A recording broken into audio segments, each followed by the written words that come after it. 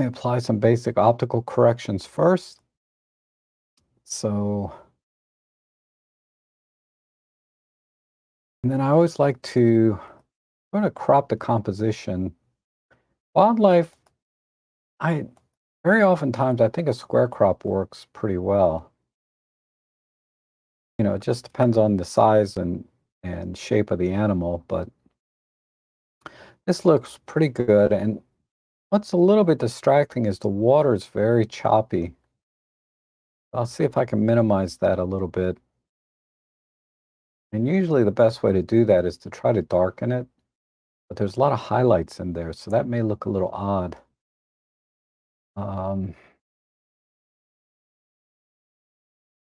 Let me just focus on the bird for now. So I always go to the eyes, and a lot of times there's color in the eyes that you don't normally see unless you process the image. So I push the shadows. I like to use this clear view. It makes the eyes look really shiny. And then I push the micro contrast. And I like to just go a little bit outside the eye socket just to lighten the entire area. And that's looking pretty good. Excuse me.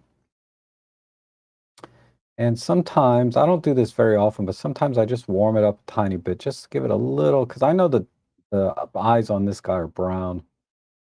I'm just going to give it a little bit push on the white balance. And we have a little bit of motion blur here. What's your shutter speed? 1/200th. Ooh, yeah, birding, and you're at 200 millimeters. I would have probably shot a much faster shutter speed, like at least 1/400th, but probably closer to 1/1000th. Then I would have dropped the aperture to 6.3. I would have just shot it wide open. Anyhow, let's see the beak. Let's work on the beak next. So I'm gonna make a new control point.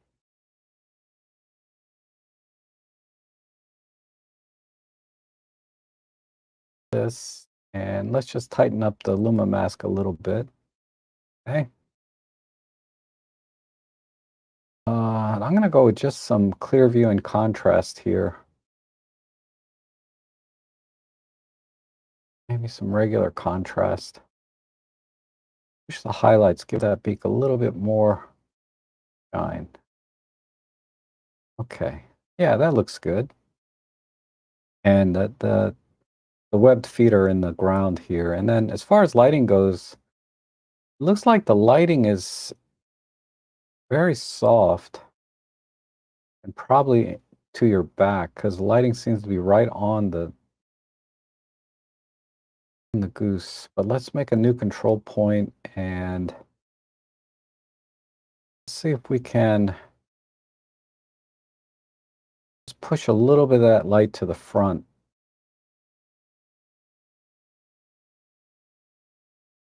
Let's push the midtones and give it a little warmth. Where are we at? 59. Let's go about 500. About 63, 64. Highlights a bit.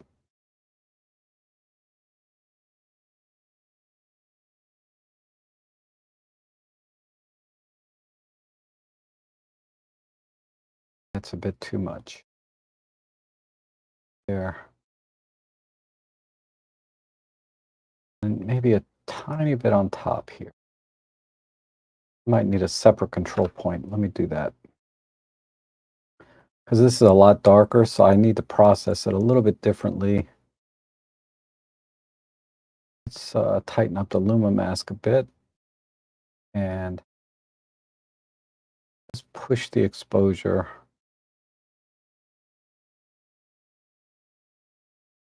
A little clear view and a little warmth. A 500.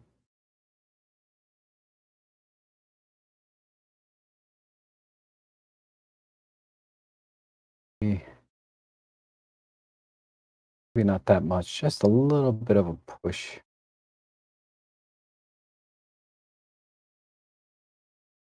gonna off on. That's a little bit too much. Maybe just a half a stop, something like that. Okay, good. Go back to the eye. The eye got a little bit of a push from the. I was doing the feathers, so I'm going to pull that back a little bit. Okay, good. Okay, so now the eye and the beak are pretty prominent. We have a little bit more light on the front. Compare with geometry. Okay, good. Now the water, well, let me just do a little bit more shadow back here.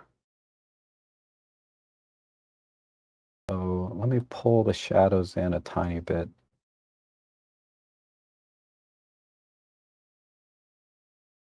Highlights.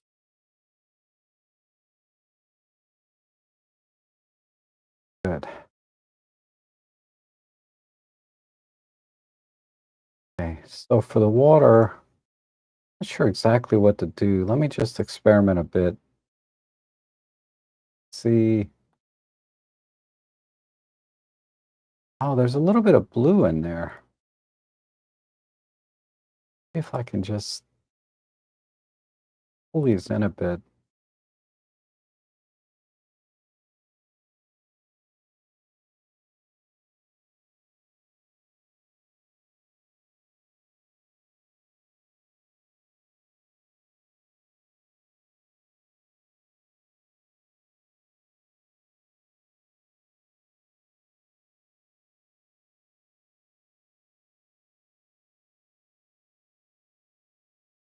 Lights.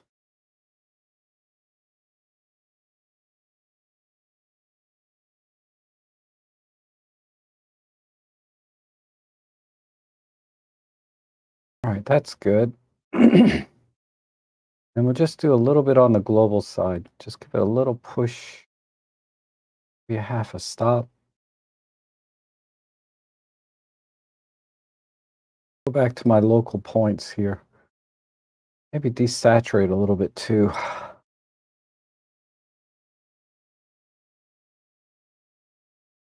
Let's do.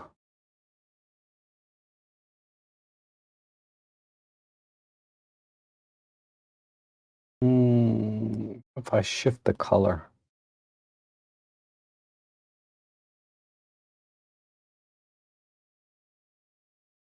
That looks like crap.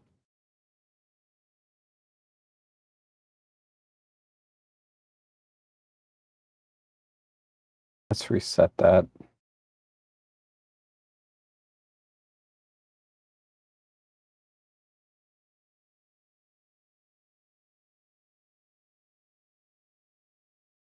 Back. I think I pulled a bit too much on the highlights. Pull the blacks in.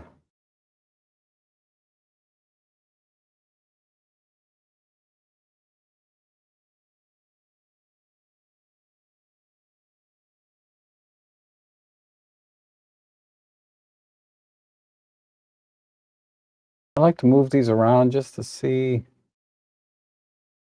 what we get.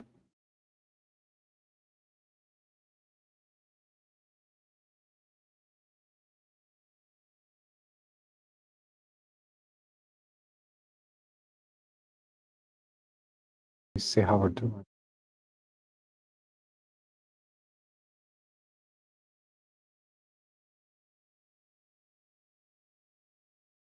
All right.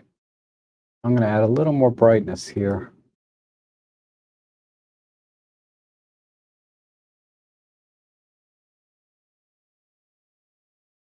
Okay. We'll call it there. So turn off this.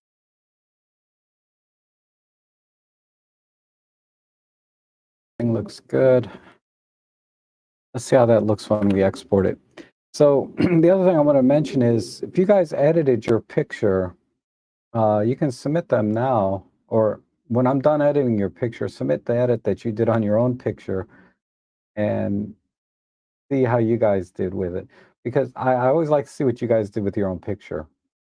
Like last week, God, I was just shocked how much better your edit was compared to mine. You just made me look like an amateur last week, which is great. So let's uh let's do a side-by-side comparison here. So I have this is the original. Let me reset this. Set that as the reference and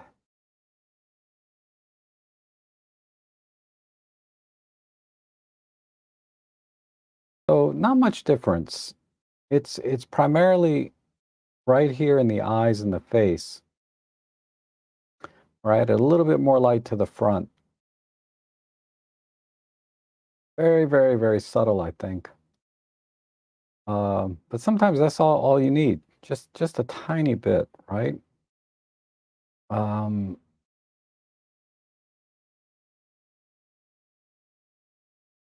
yeah, I think that's all I would do. And we can punch in and see how DxO did with the feather detail, and you can see it did a really, really nice job, really pulling the detail out on the feathers and little water droplets. If we go up to the face, aside from that tiny bit of motion blur, uh, I think we got a lot more detail, particularly in the feathers and things. Just did a tremendous job. And a lot of credit goes to the Nikon Z8. It's really a fabulous camera. Okay, John, thank you so much for sending that. Let's see what we got here. Oh, a little chickadee of some kind. Ah, taking that peanut. I wonder if it can crack through that shell. That's interesting. That's probably take them all day to do that. I mean, it takes me a while to crack open a peanut shell. All right, so let's do a basic preset. We'll just go right to a square crop. And I have presets for square crop and 4/3 and stuff. Just a lot of times right away, I know exactly where I want to be. There's a lot of green in this shot that we need to kind of correct for. Let's put them kind of up in the,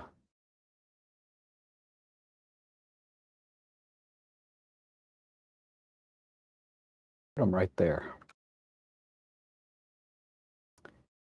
So we'll shift the white balance a little bit to get rid of some of that green. And again, we'll go right for the eyes.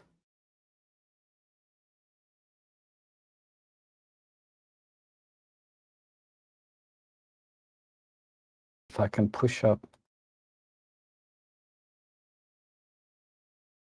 there's not much color there. Maybe a little micro contrast too.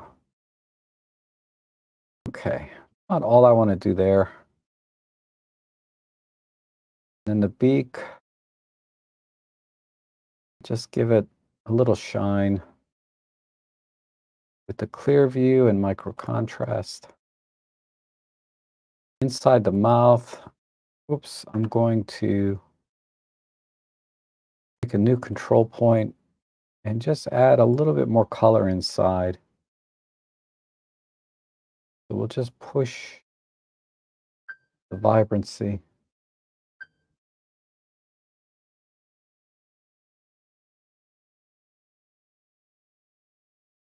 Like that. Try a little clear view maybe. There. That much. Not like that. And then the feathers. Let's give it a little bit more push and vibrancy.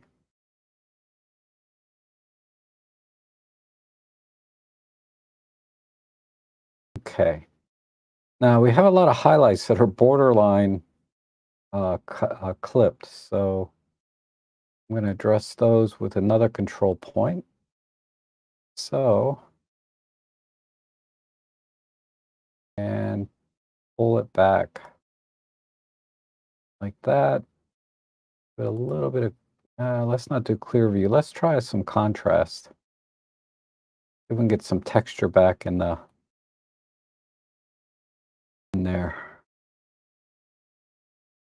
Okay. And then the highlight on feathers here, just a slight pull. Okay.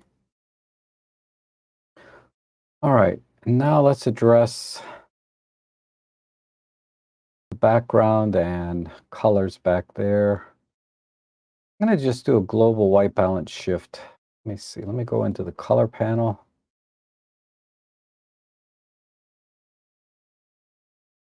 I just picked the white part here. Let's see what happens. Wow. Okay.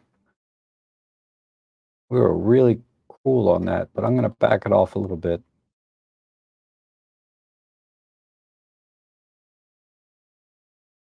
About right there. Looks good to me. And let's just, this is where I'm going to take out some of the green. Because originally it was what, -3? Just give it a push there a tiny bit. Okay. And go to the background.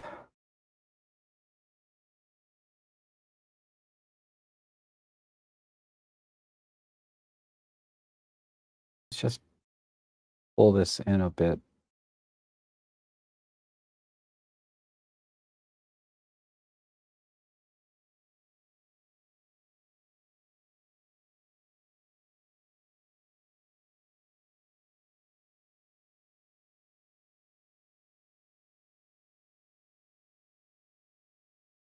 Add one there.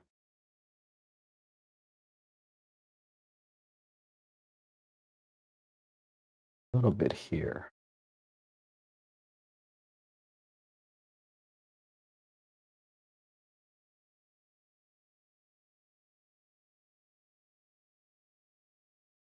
Bit there.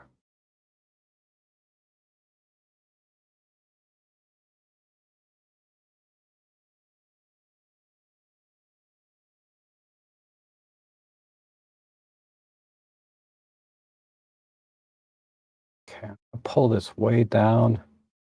Go back to the global and then add a little bit back in. Okay. Awful.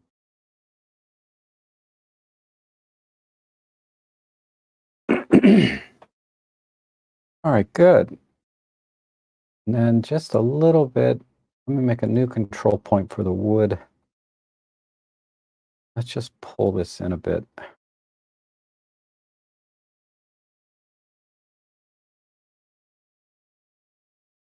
Maybe some of the highlights.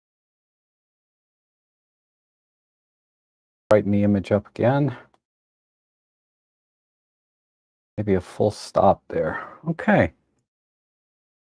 I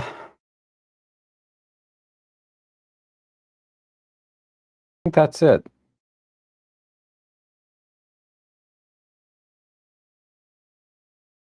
I'm trying to see the balance here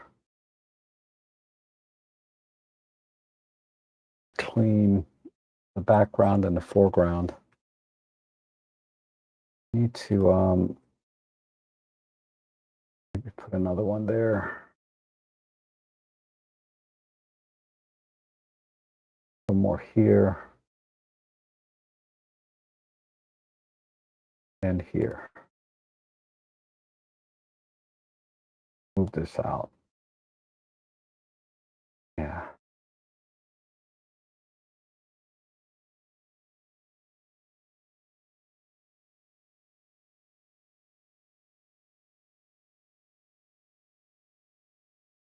Okay.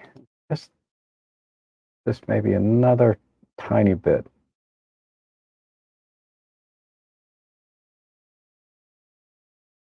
And I think I want to get the front of this bird a little bit more light. Well, we'll just push the shadows Right about there. Back this off.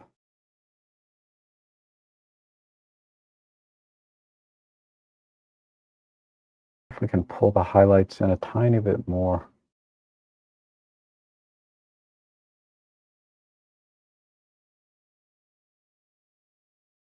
Okay, let's export that. See how that looks.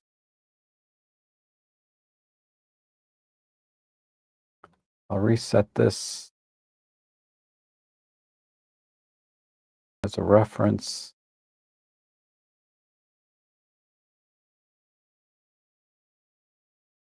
Okay, so here's the full image. You can see it's a pretty heavy crop, but let's just zoom in and look. So really it was this bluish green cast in the white balance that was really messed the picture up mostly, which is easily corrected, right? And again, I think I brought the eye out just about right because the eye here is completely black. And then here you can see just a tiny bit of color. I'm going to zoom in again. And then also amplifying the color inside the mouth a little bit. The talons are pretty much hidden. I probably could have done a little bit here. But again, I think very clear, you can see how much detail we were able to extract and cut the noise back, of course, DxO. I think it does a terrific job. All right, so, one could argue that you could crop in even tighter, but I think it looks good with a little bit of, uh, environment here. Give you some context of where the bird is. But okay, that looks great. All right, I'm sorry. Let me take a quick second to rearrange my screen here.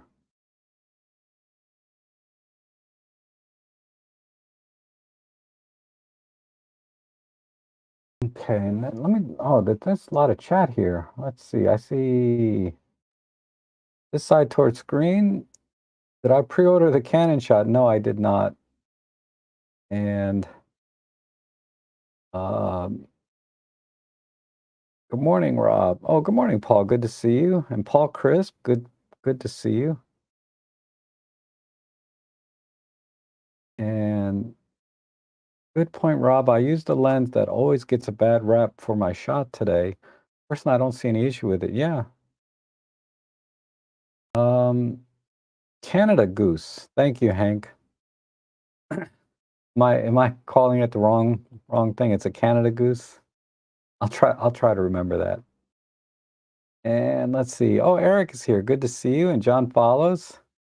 Motion blur, rubbish photographer.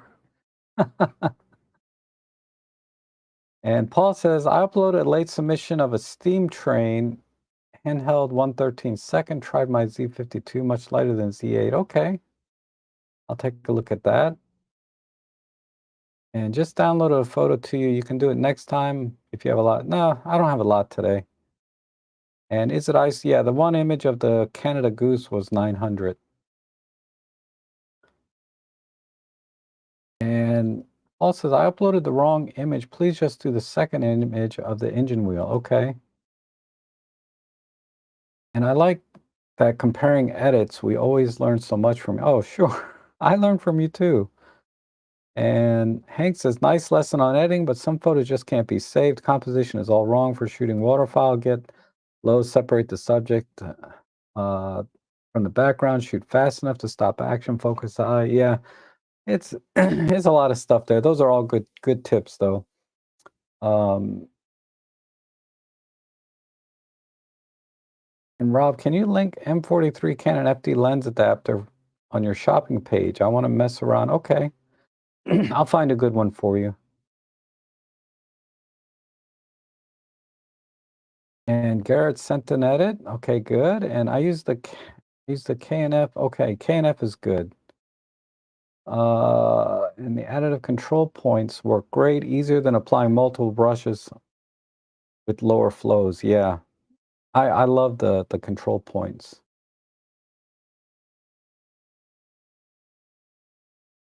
All right, great. Gotta write down though. Canon Canon FD mount to M43. Okay. All right. Let's go back to the editing.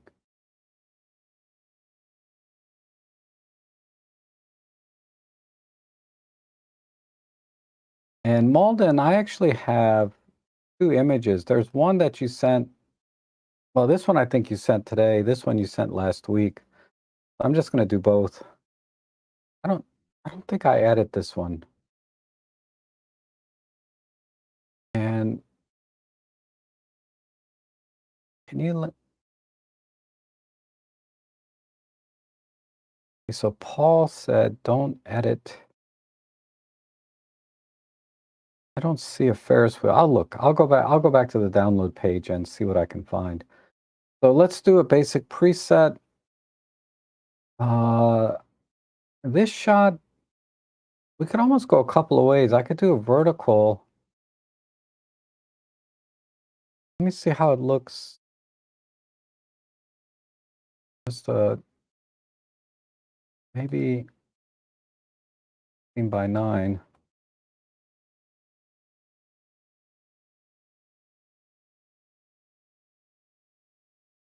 Okay, that's okay. I feel like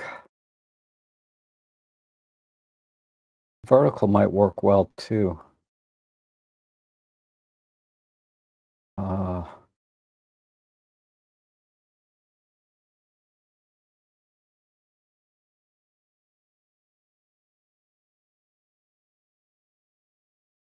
I think that works pretty well.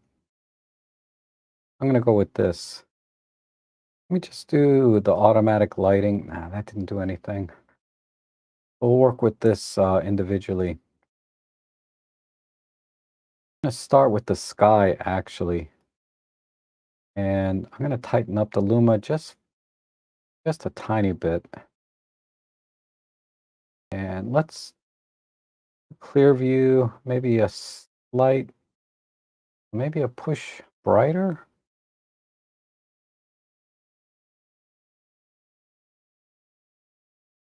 Just a slight push a little brighter. And I have a decision here. Do I keep the brass here in a silhouette? Let me tighten up the luma on this too.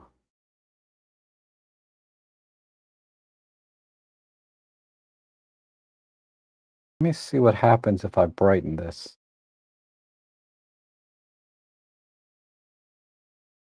Or I silhouette it. No. I think just a little bit of light in here would be nice.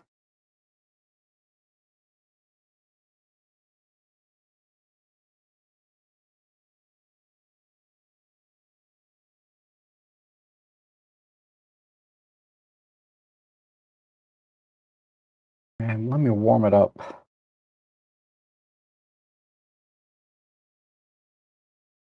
like that.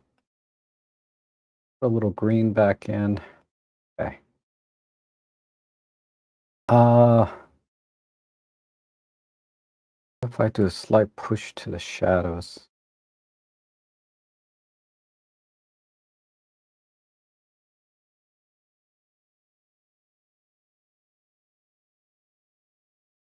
Back off the white balance. Okay.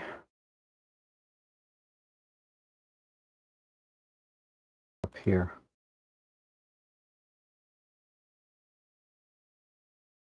Oops, I'm sorry.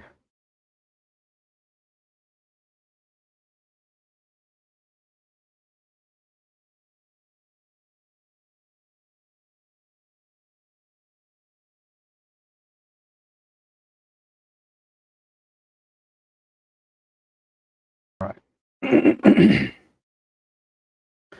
Okay, let me do something with the water.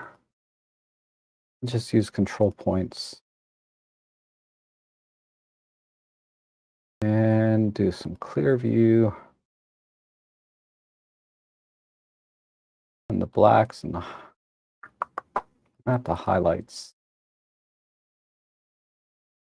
Just the blacks.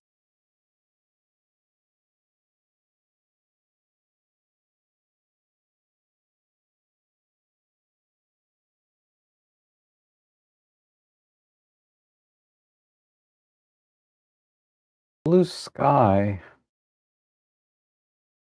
Maybe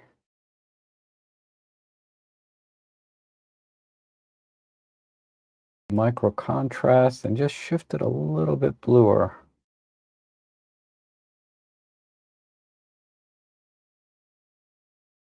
Okay. A little more magenta.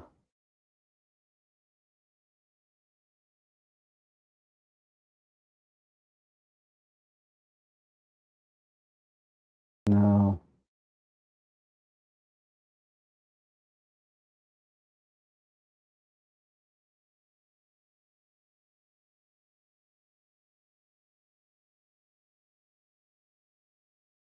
Yeah, a little warmer. A bit warmer works. Okay. And it's the highlights back to where they were.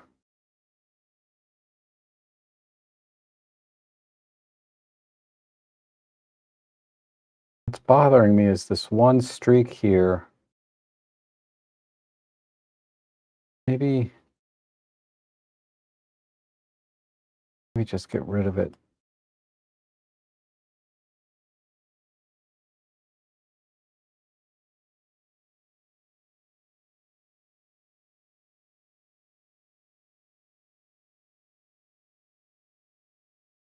Okay. All right, I think that works. Um, this one I don't think I need to export. It's pretty clean. At 12 to 100 f4 lens, man, that thing is amazing. So we'll set this as the reference.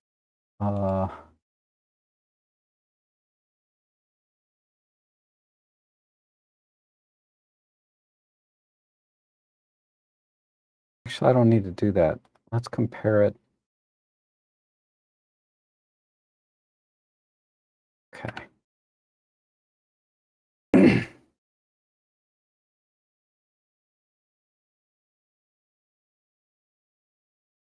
Sorry, I had to clear my throat. So, yeah, so here's the original. A little bit cool, so I warmed it up. And then I think the vertical crop works a little better. It just feels more balanced. This image is very, very heavy on the right side. Uh, and there's not much over here on the left. So I kind of like the vertical crop. And then, of course, just extracting the detail out in the sky, warming it up.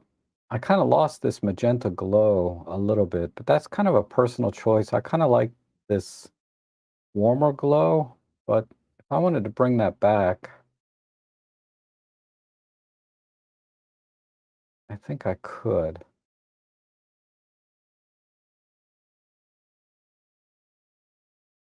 Oops, wrong panel. Here's the color panel. Here's the white balance. Here. I could maybe bring it back a little that way.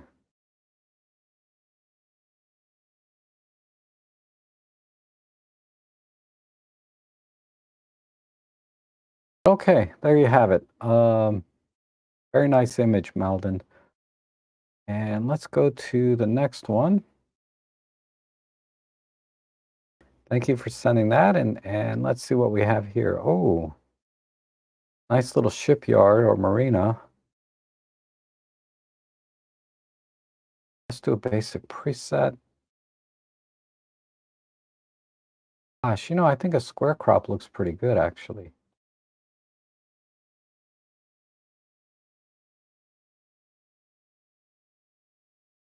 Let me experiment with a 16 by 9. that's not bad either. Let's go with a 16 by 9. Just a little bit of a shift here.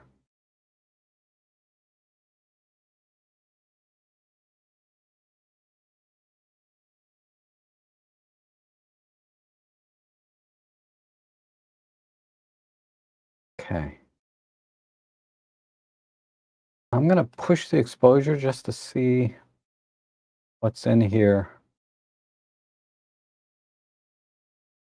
We have some light coming on the sides and a little bit on the top. This is all in shadow. We have some nice speculars here. And then a nice bit of light on this boat. Okay. And then some nice reflections in here. So let's, what I want to do is, I think I want to keep the speculars, but enhance the light around them, and then also enhance a little bit of glow we're getting from the sky. Good job exposing this. Uh,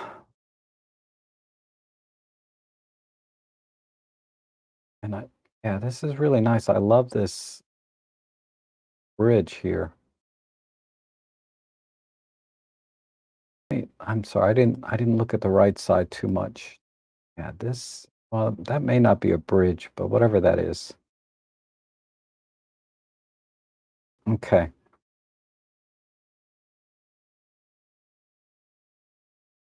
All right. What I might do, I might just use a brush. I want to be very careful not, because if I do this, it's going to brighten the water and the side of the boat, which is not what I want. So I'm just going to use,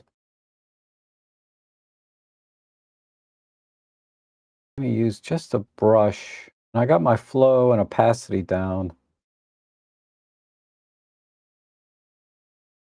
Let me turn my opacity up.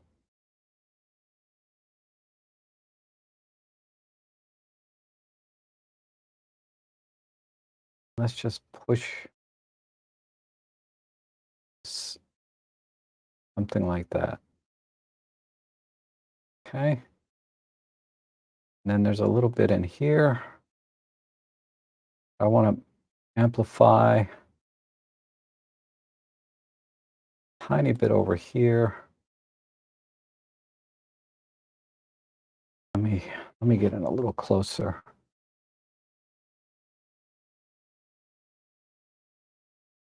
Do that.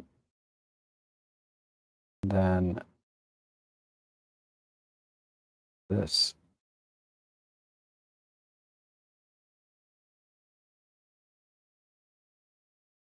Do a little bit in here.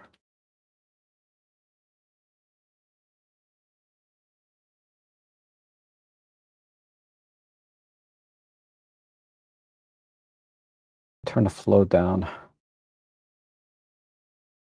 Oh, turn the flow down even more.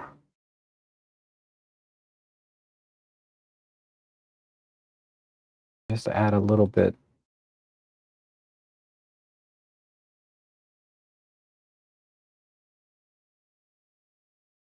Okay, and a little bit here.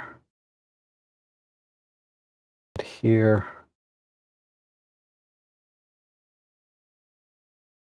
Here.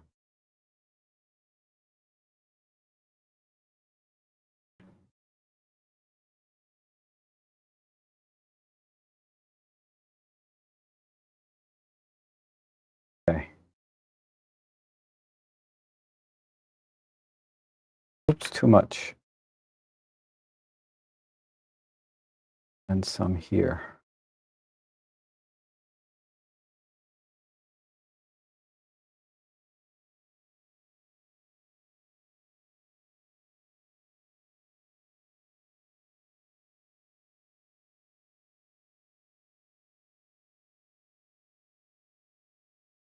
All right. Let me warm that up.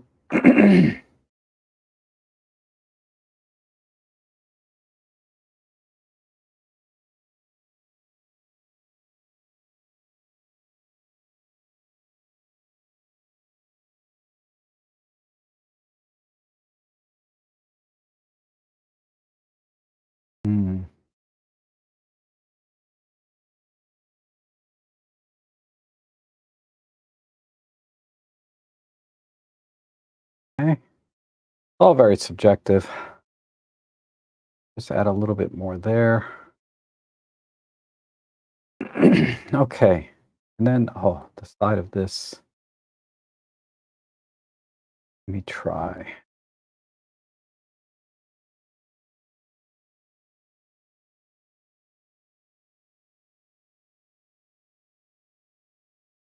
A little more reflection in here.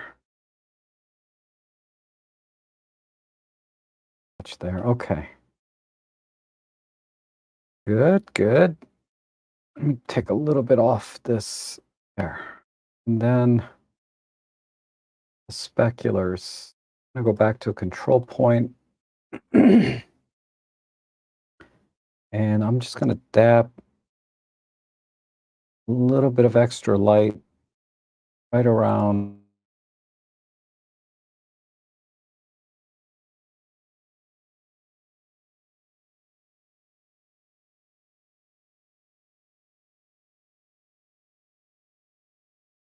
Okay. Add some clear view, some micro contrast. Okay. A little bit there. There, but small.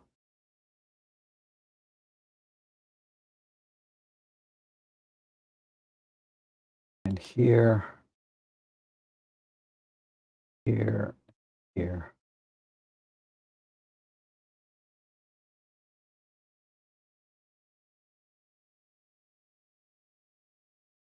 There.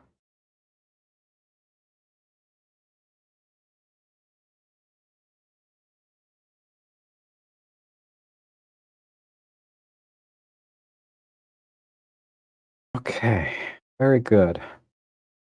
The white balance is not bad on those already. It's nice and cool.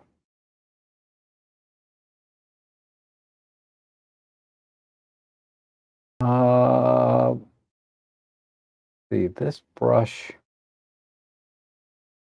I want to do a little bit over here.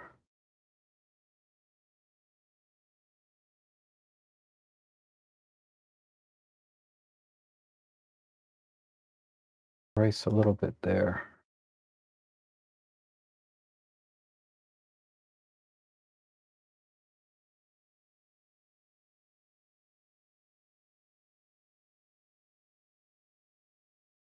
I'm hitting the Alt key to kind of just erase. I want to feather that light a little bit.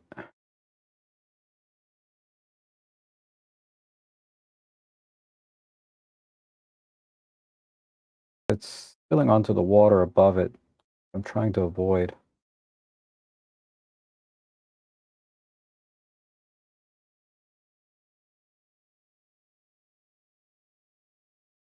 Okay. Uh, Sorry. Let me just get in a bit more light in here.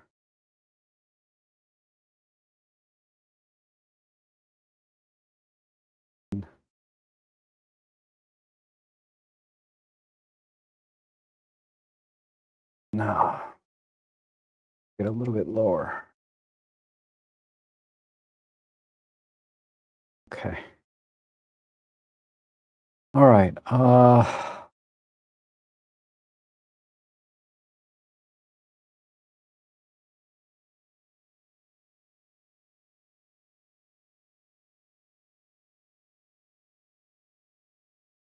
don't think we need to do much else. Maybe just a little bit on the sky. Let me move this up here.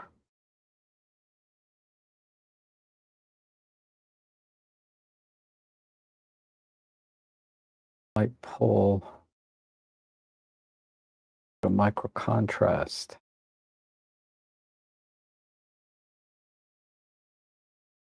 And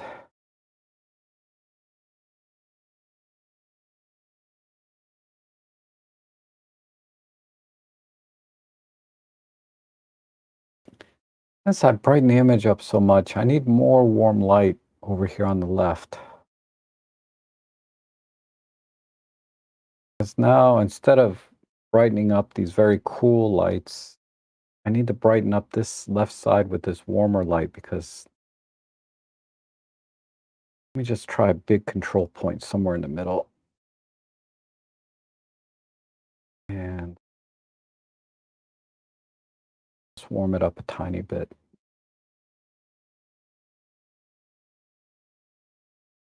Put it over here too.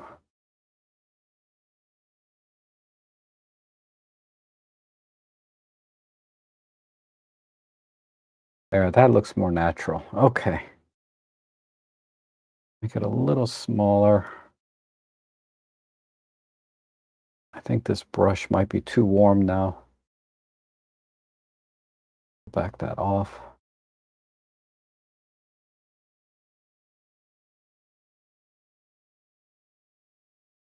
There.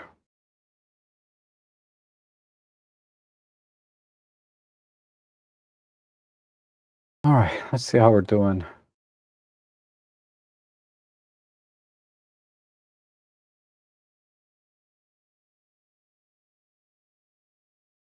Just one more thing. The water here, if I can bring out those reflections a little bit more. Micro contrast.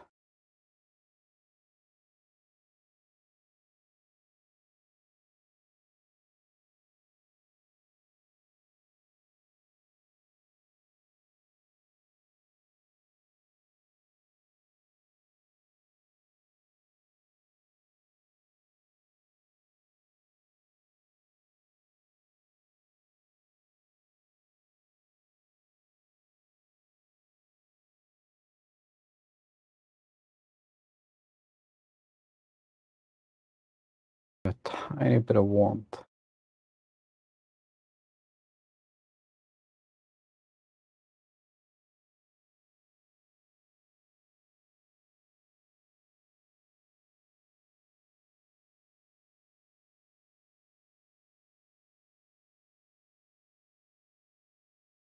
Let me pull.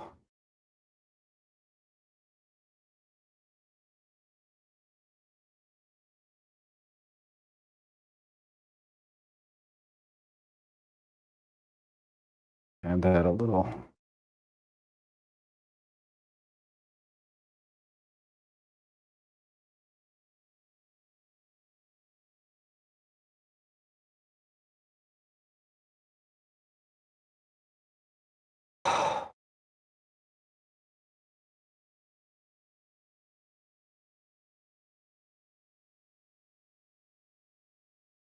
This needs a little bit of a push.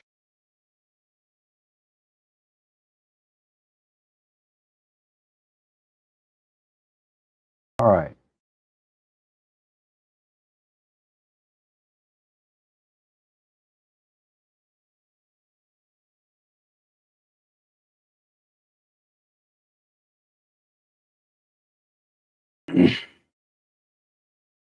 Okay, there's a couple of very, very minor speculars here that I want to get to. Whoops, that's huge. Hold on.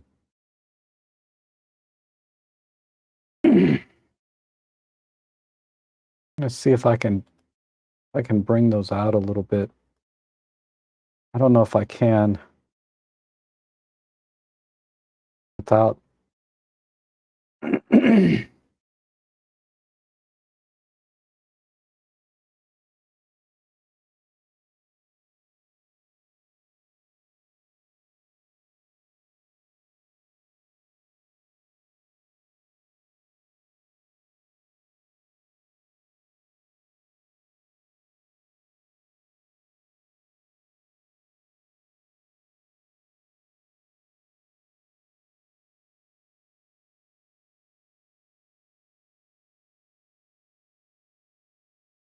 Okay. It looks a little bit unnatural. Shoot. Try and make these smaller. I should have probably used a brush. Let me switch to a brush.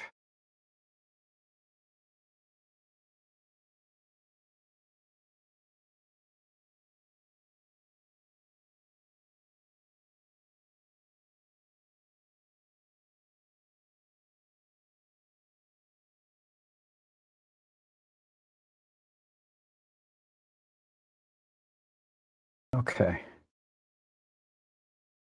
Smaller.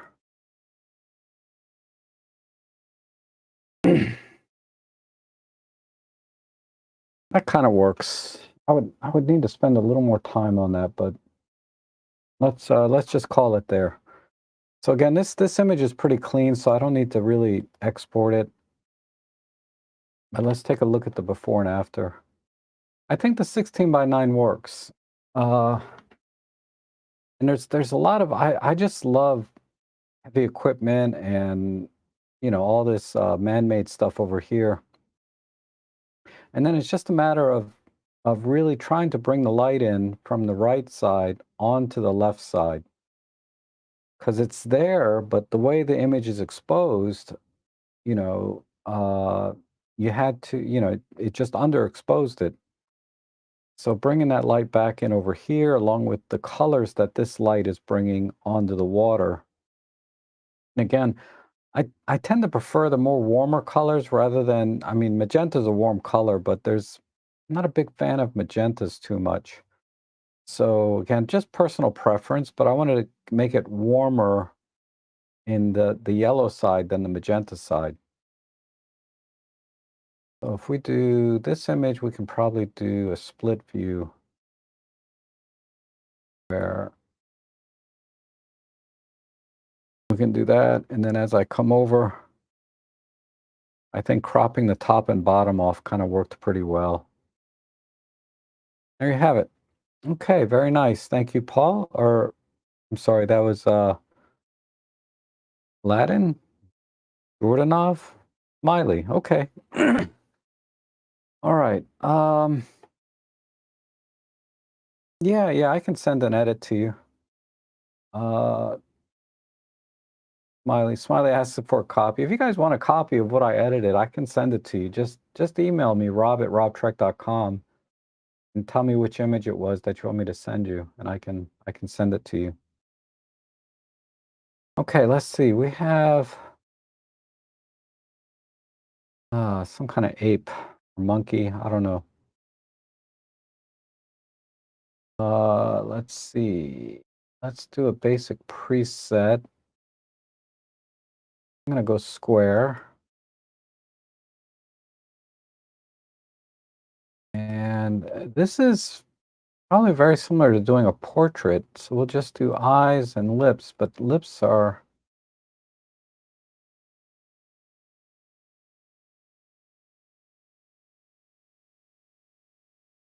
expand out a bit. If we can bring the eyes out.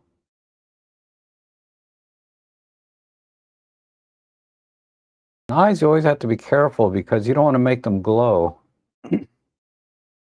That's a bit too much. If we can increase that. I always like the eyes to be nice and shiny.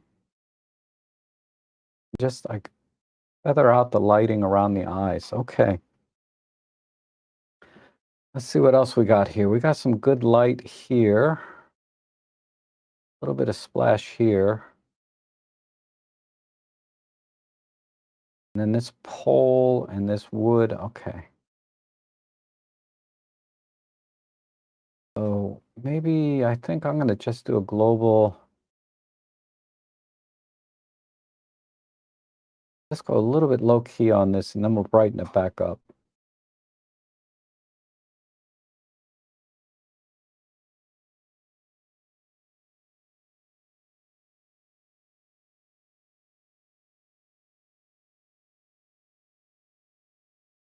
I'm going to tighten up the Luma mask.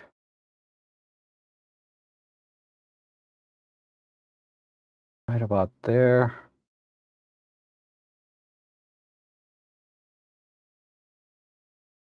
Ooh, no, I'm getting a little bit. Yeah, it's not.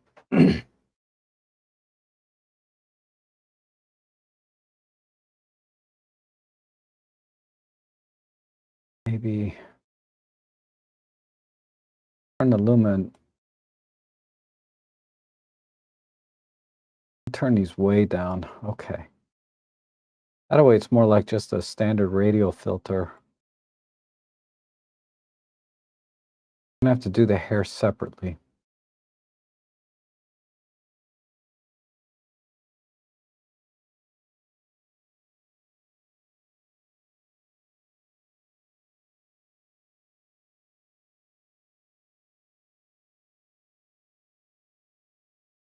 Just a slight pull there. And tighten up the chroma. Just want to get some of the highlights. That maybe over here too.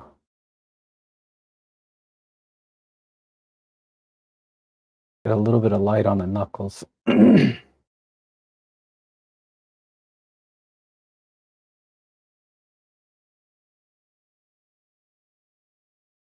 Shine that up.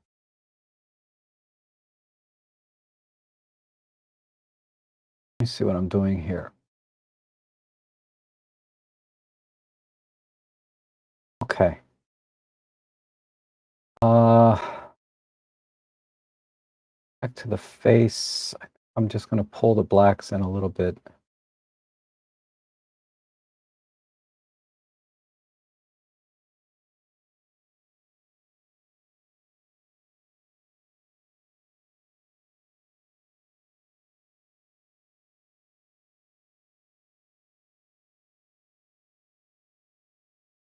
Soften it a bit.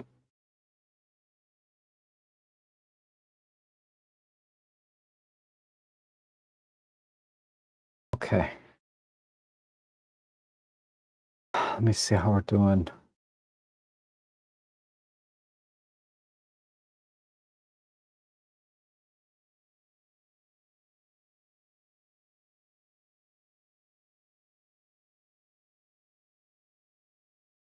I think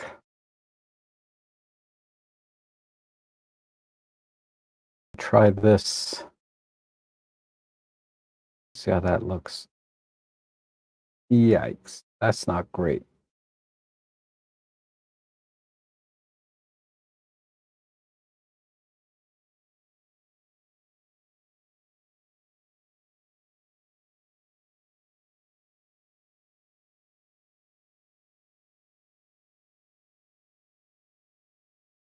Okay.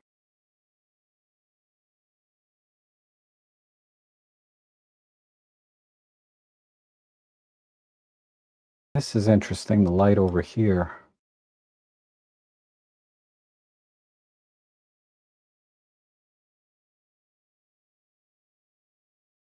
Hold on.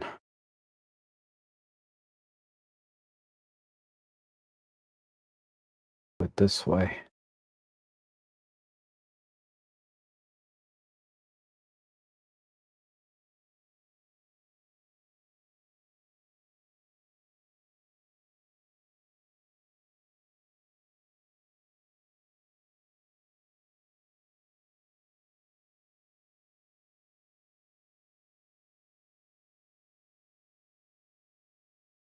Okay.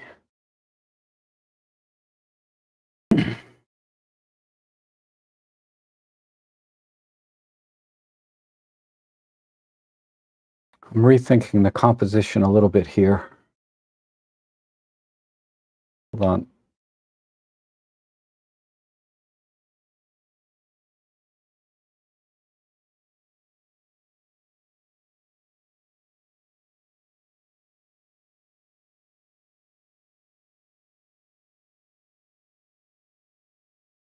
Wondering.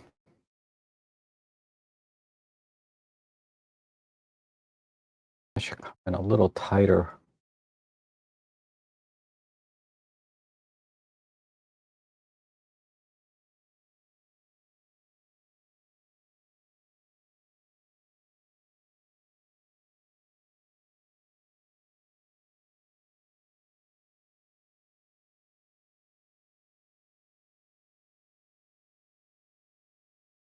Okay. I want to bring a little more light onto the hand. I tried. Let me do a new one.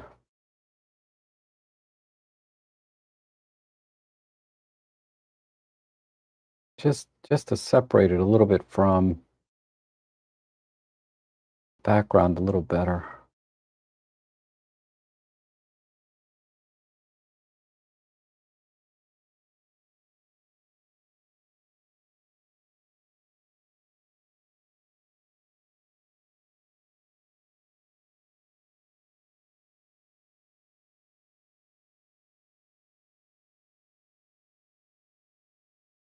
A little warmth.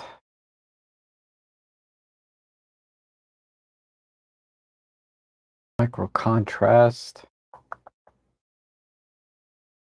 Uh,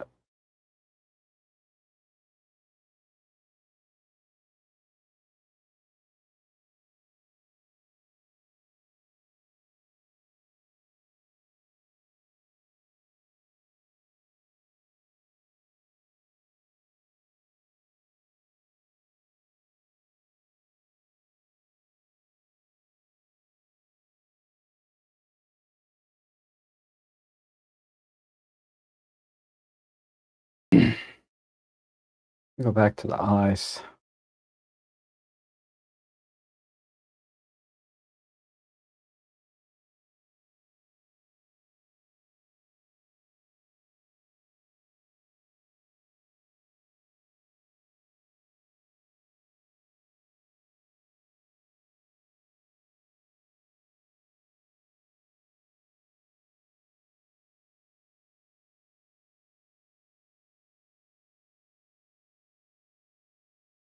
All right, I'm going to call it there. So let's do.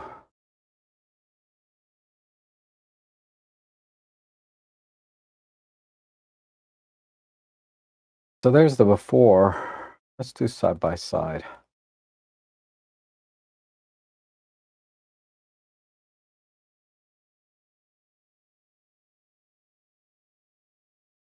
I think that looks pretty good.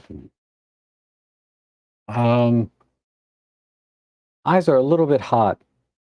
Let me just back that off a little bit. Um,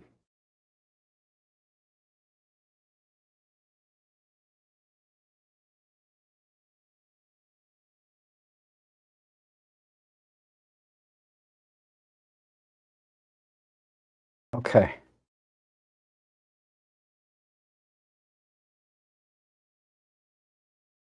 There we go. I think that looks good. You know, just a tighter crop to get rid of like sort of this beam here was bothering me. And this very strong highlight here. So I just cropped it right along this line. Luckily, it didn't cut off the hand here. I was able to keep the entire hand. And I could probably do something with this beam. This beam is a little bit too bright. Let me see if I can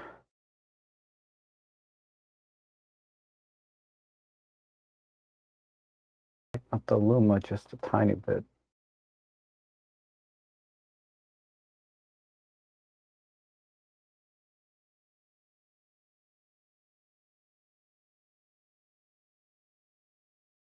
Yeah, that's fine.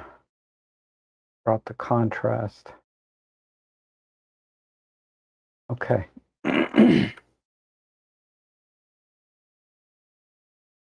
All right, I think that works. That looks pretty good. So it's really not too different than doing a regular human portrait. You know, it's just making sure the eyes stand out and then highlighting the areas where the light is landing. Uh, if we do it kind of as a split,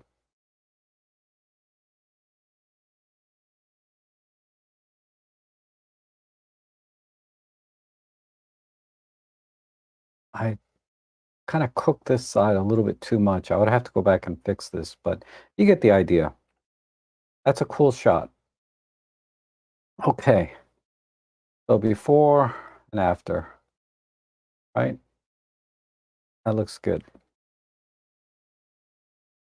All right, we have a castle. Uh,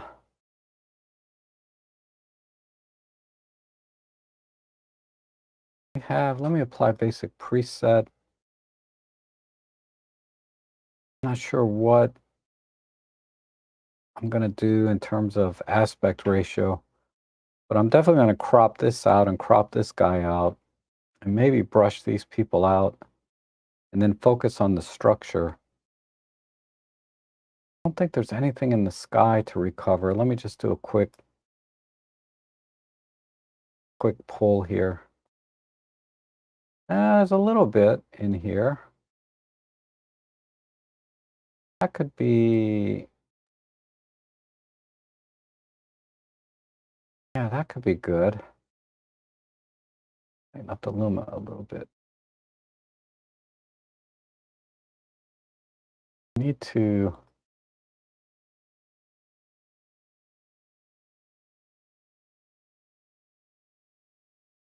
oh, I'm getting a little bit of haloing.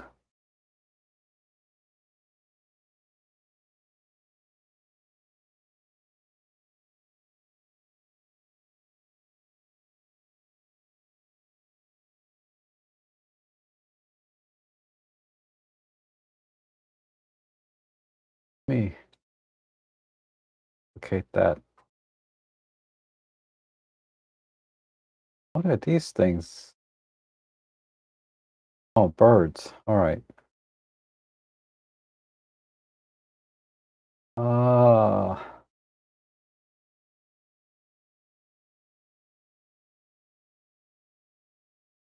something like that.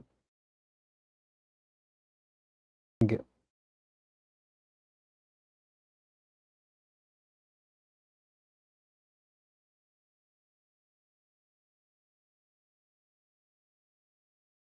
just getting too much haloing.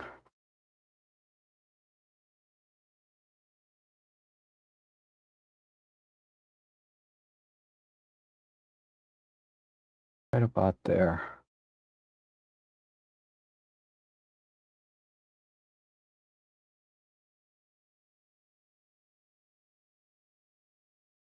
Hold on, let me go back and come back in. Hmm.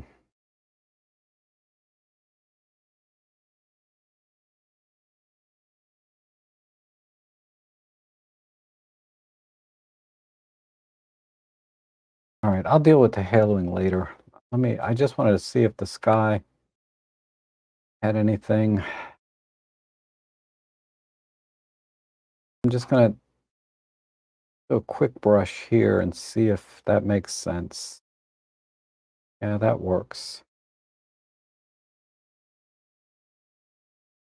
And let's try a wide.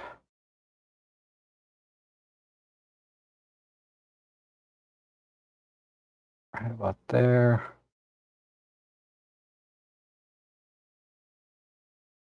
And come in there. Do perspective.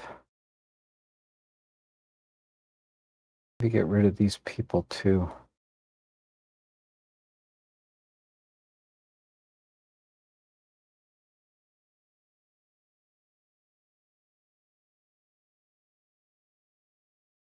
Okay.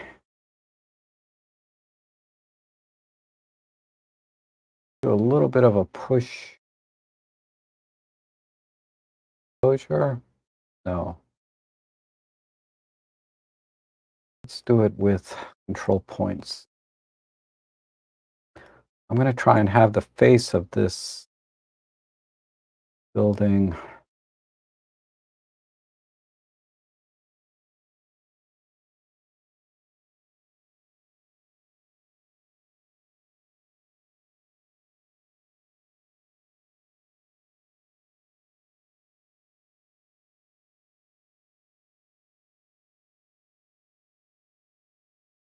be a little brighter.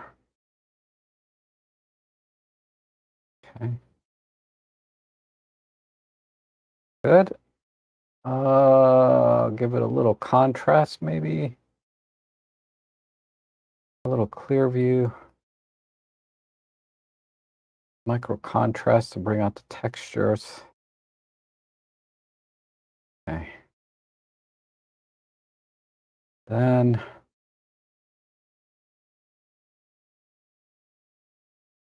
a global pull of blacks and see what happens.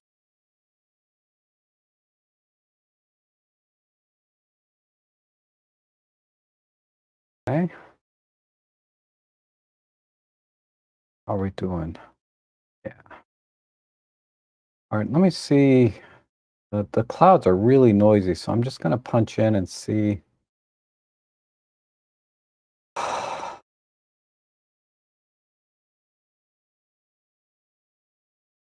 That looks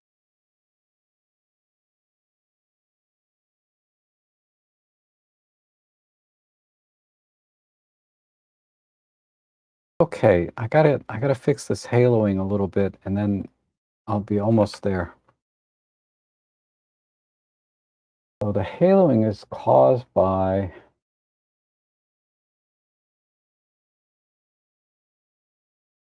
just the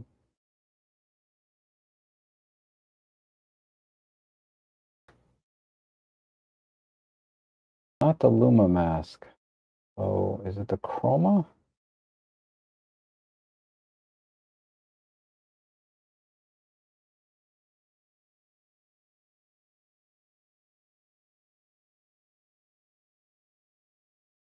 Do I just need to come up a little bit? Maybe just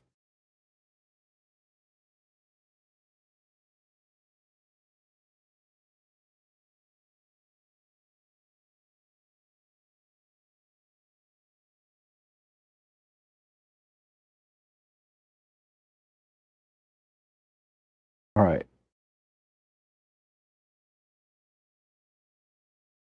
Let's come up a little bit.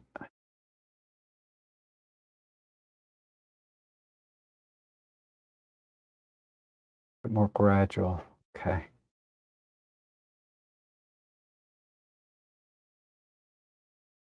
And we'll push.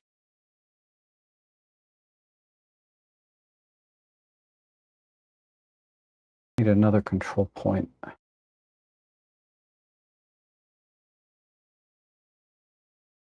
About there. Here.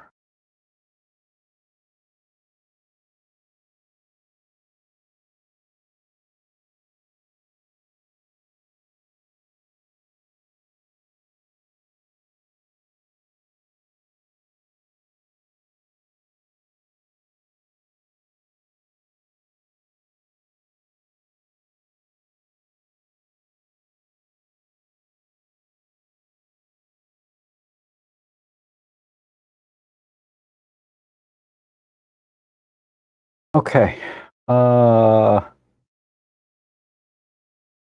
It's not bad.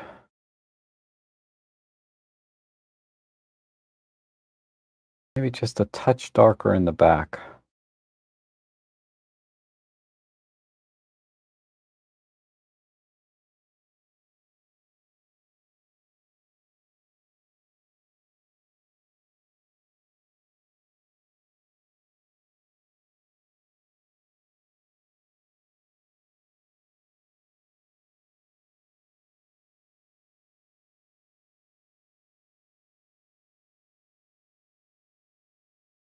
All right, I think I'll call it there. So let me export this one because I want to clean up that noise in the clouds and stuff.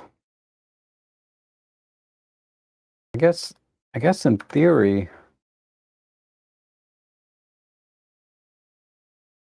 I mean, it looks good in black and white too, right? If I was going to go black and white, I wouldn't I wouldn't do any noise reduction. I would just leave it grainy like that. But I kind of like the color too. So let me reset it and we'll do a side by side.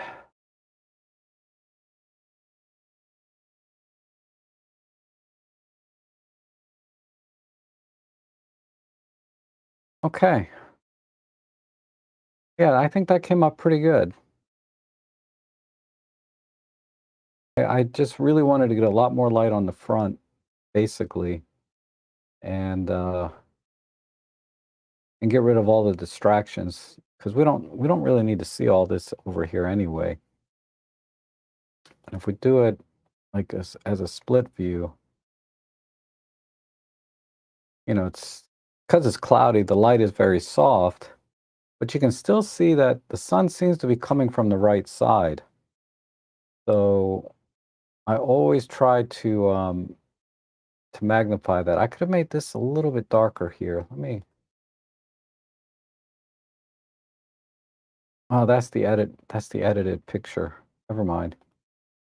I would make this wall just a little bit darker.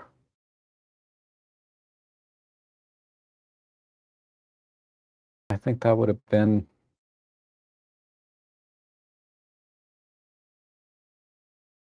Let's go back to this.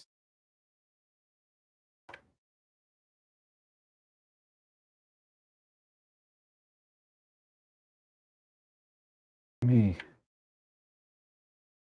just make this wall a little bit darker.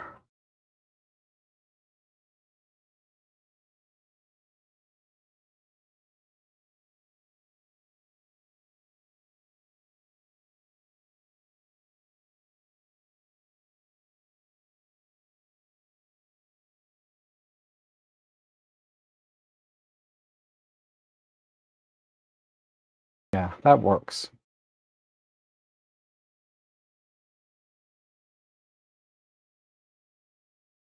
There you go. I'm not going to export it again, but I just wanted you to see. I think making that side of the wall a little bit darker works. Maybe even right here a little bit, and we're all set. Very nice image.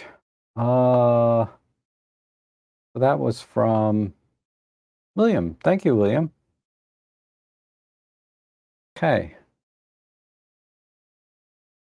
So let me go into the let me see what's come in since I started here.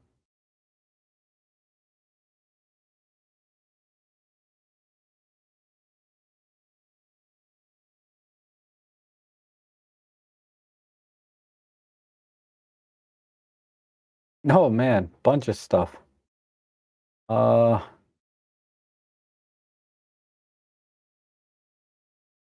so I'm gonna download these.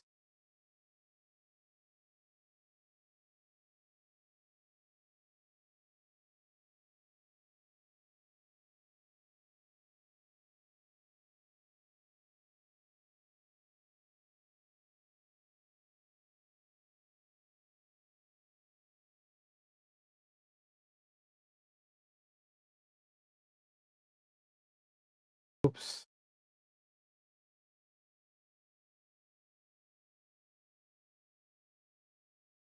Coming.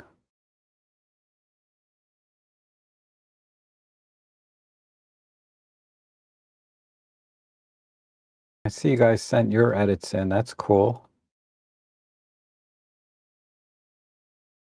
And Roger sent one.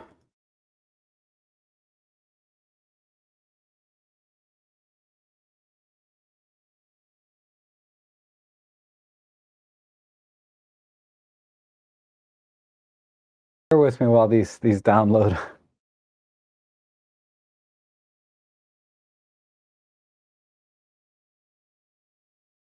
Last say got one in. Let's see.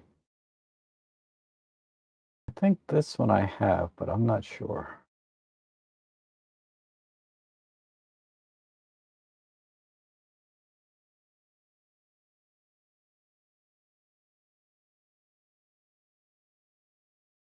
Uh, okay.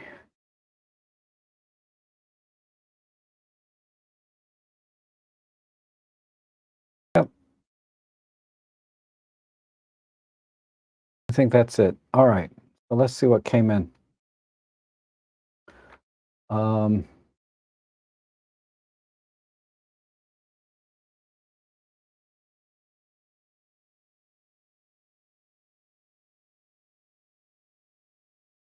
start here. Oh, William, I did one from you today, so I'm gonna save that till next week. Uh,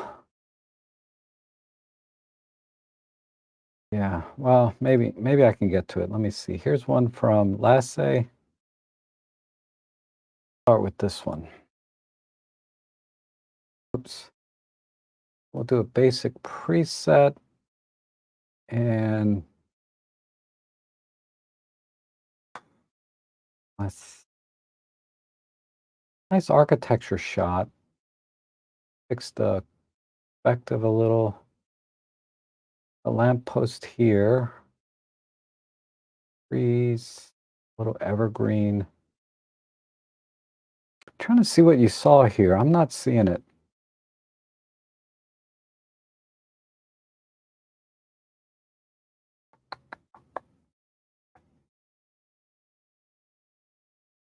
I like this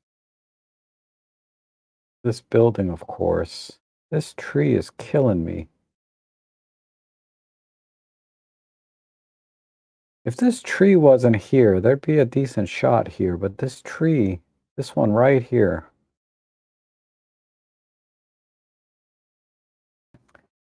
is the problem.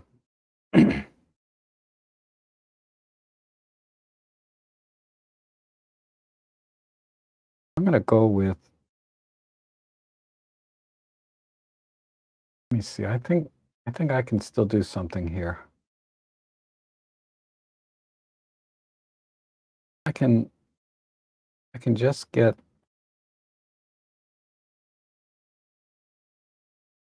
I like the steps leading up to the building and the lamppost. Oh, but man, this this frickin' tree right here.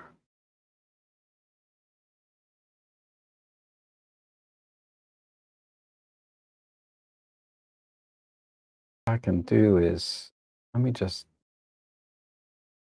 make everything just dark. And then let's paint in a little bit of light.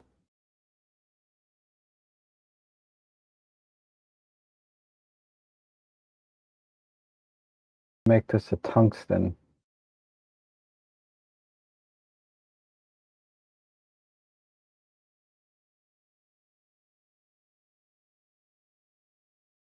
Oh, this is brutal.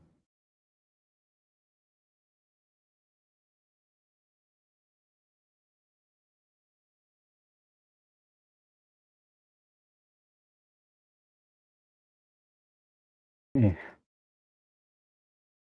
Can't do it this way.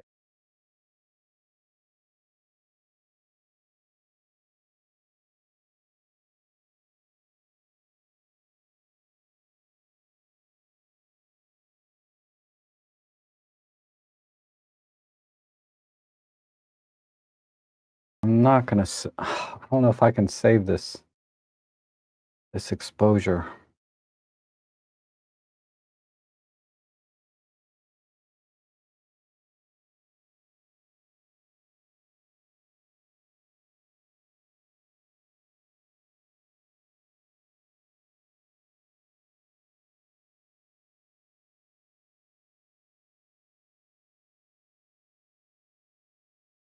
Okay.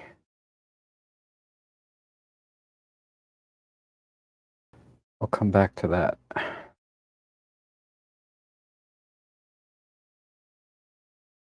Just get a brush and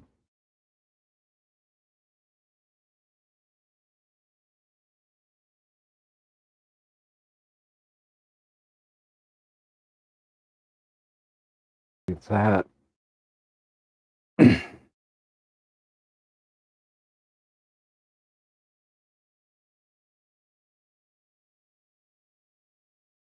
That. Okay.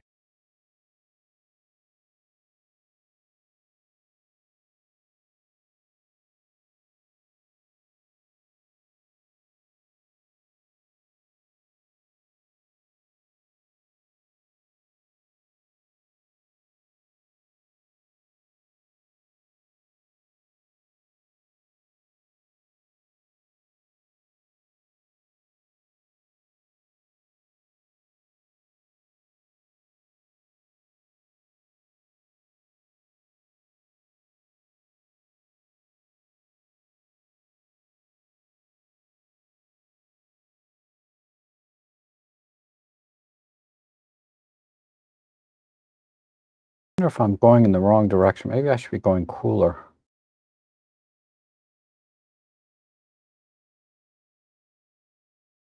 I'm gonna make everything about the same white balance, and then I'm gonna pull in a cooler white balance with a, what is this called?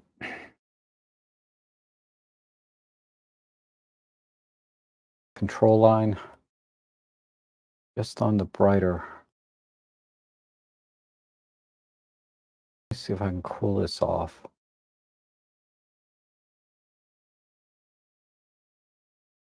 That. Okay.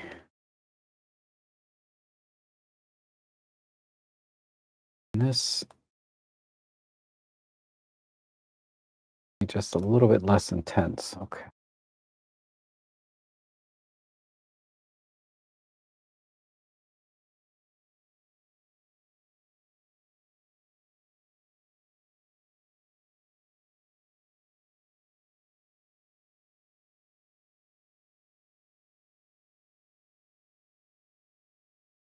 Hmm.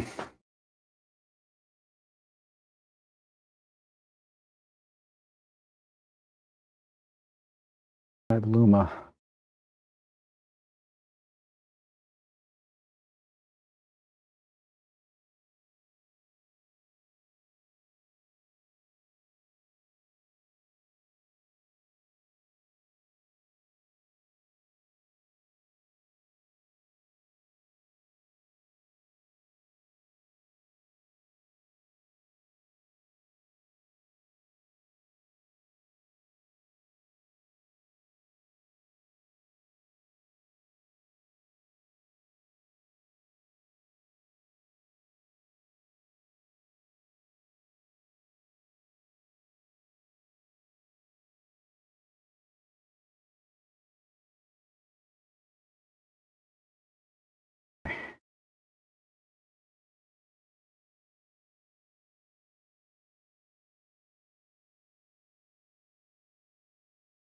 This one control point still bothering me.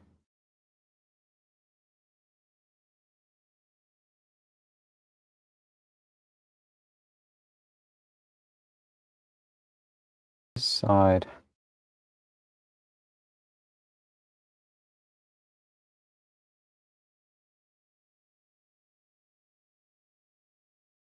Okay. And let's do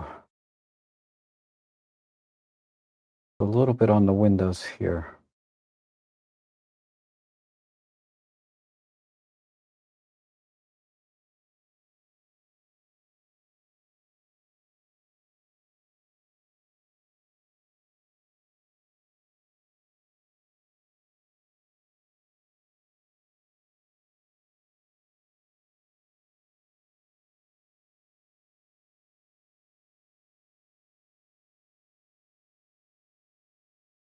Sorry, I'm just brightening the windows now. I got all quiet because this is a tough one.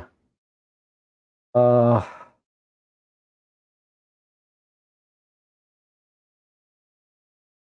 I need a little bit more.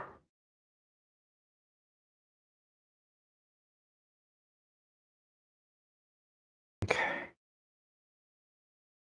All right. Now let's just do a global desaturation. Colors. Okay.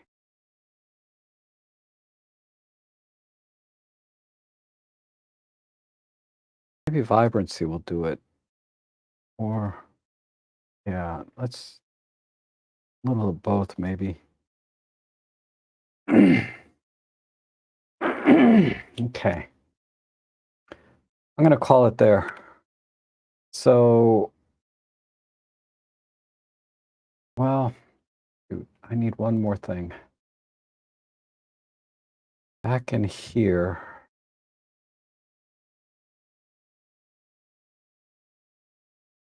I just want it to be a little cooler.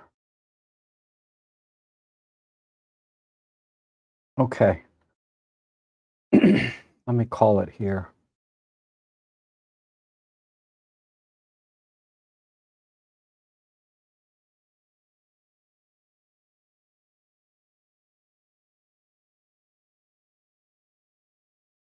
All right, so here's the original image on the left. Uh, this tree needs a little bit of light.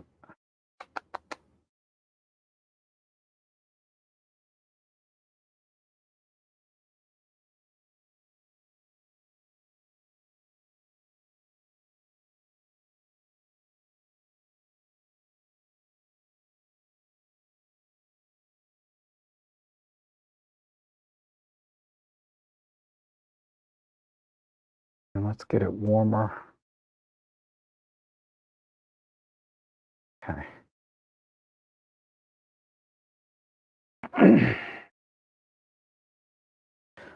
All right. So this is my idea, right? Is this tree is killing me. So I just made everything dark to kind of hide this tree. So you can just barely see that that tree exists over here on my image. Uh, and then I wanted this lamppost to be turned on, and I wanted a little bit of light coming into the windows, and I want everything to be kind of warm light because they're, just to kind of give the appearance of maybe a little bit of sun coming in over the top. But then keeping the shadow areas kind of this cooler white balance, right? A little bit bluer. And yeah, that's the best I can do. Because this scene over here, if this tree wasn't here, it'd be a lot easier to work on. But because that tree's there, just making everything dark and only putting light on areas that make sense, I think that works.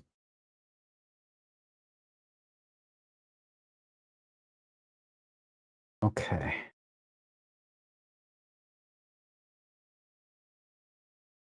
Let's see. Uh, some of you guys sent your edits in. This one is from Roger. Okay. All right.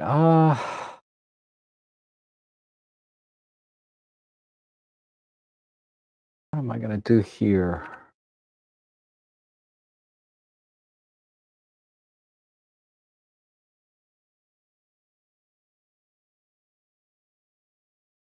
I mean, this is a nice scene, but there's nothing interesting in here. It's just trees and a pond. Like I'm not seeing a subject. So when there's no subject, basically it gives you a lot of choices, a lot of flexibility, I should say. I'm just gonna get rid of this foreground.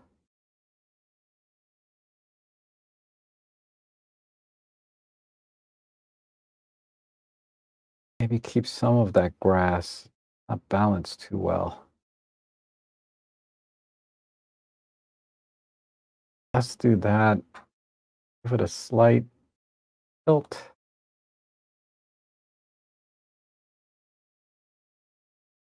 Okay. Then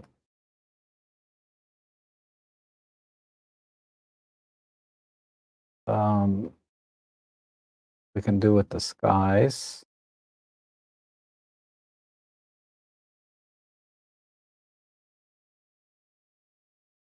Okay. And leaning towards a little bit low key.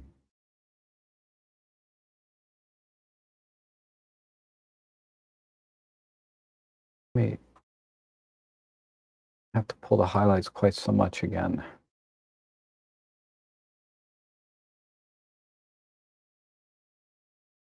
Lift it a little bit.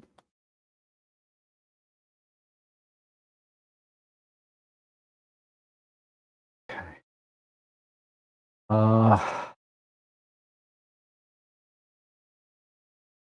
Get a control point. I like the tree trunks. I always try to highlight those when I find them. If I can pull those out a little bit.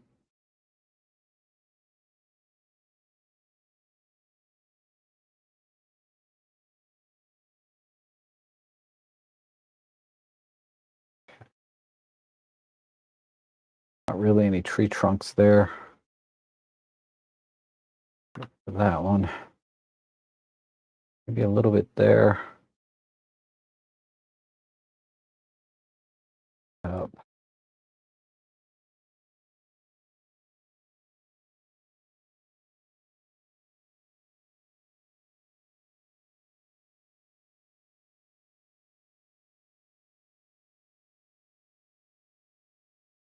All right, let me get a brush. The flow is at 15. All right, let's do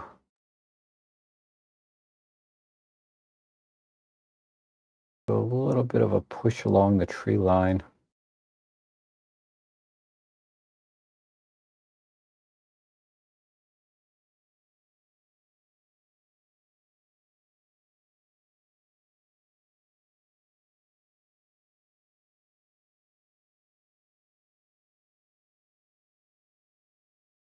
Separate these trees a little bit.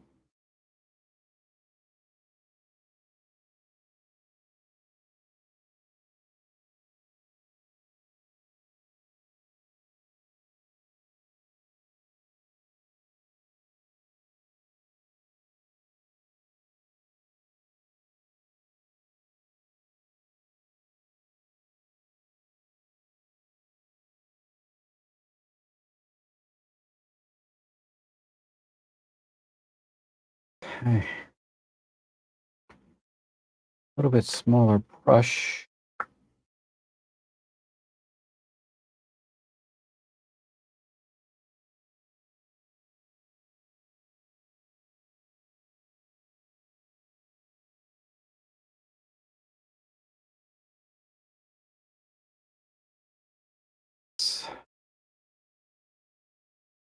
A little bit too strong.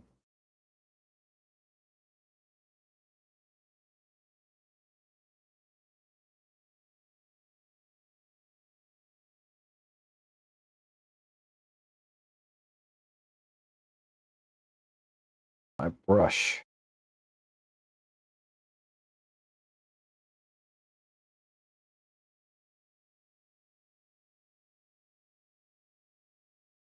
Give it a little more push.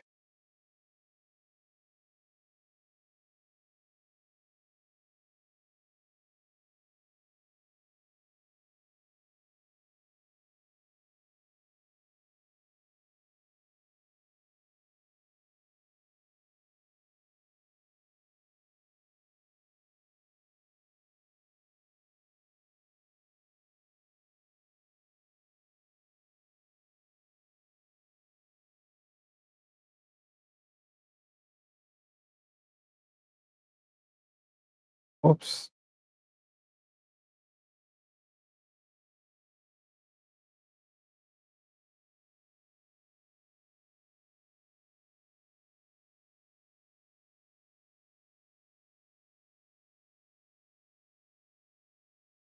Okay.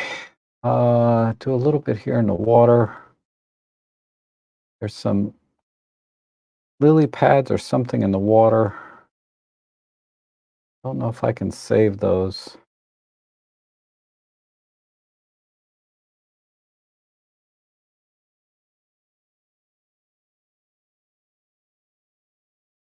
Let me try.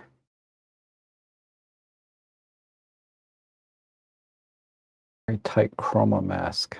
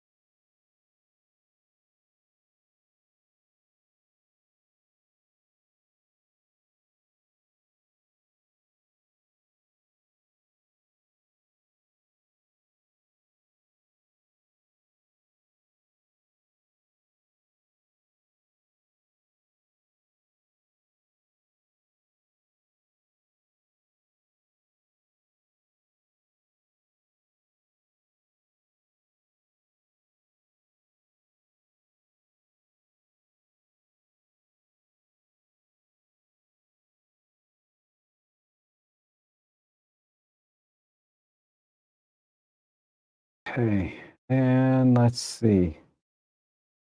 Sky.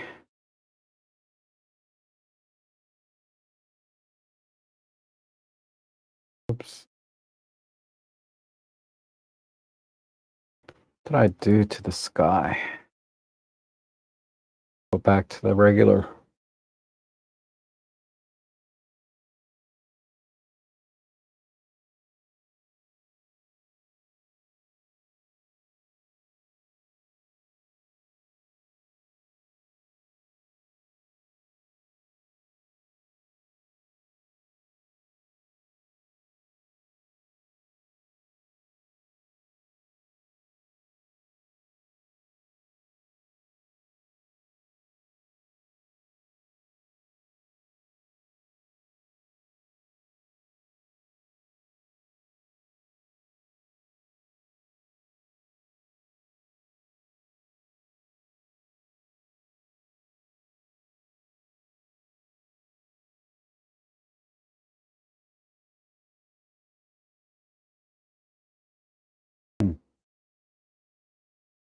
All right. I think I'll call it there. Oops. So let's do a side by side.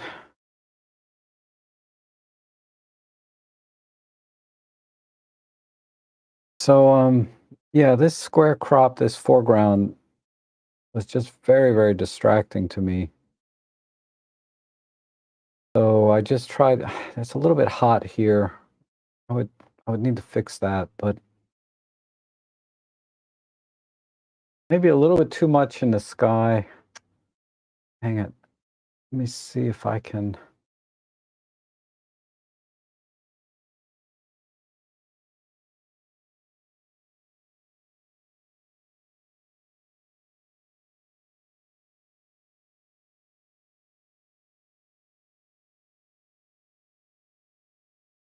Brighten the image up.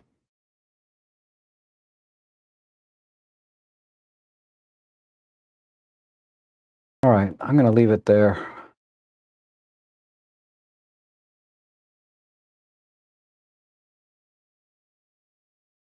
Uh,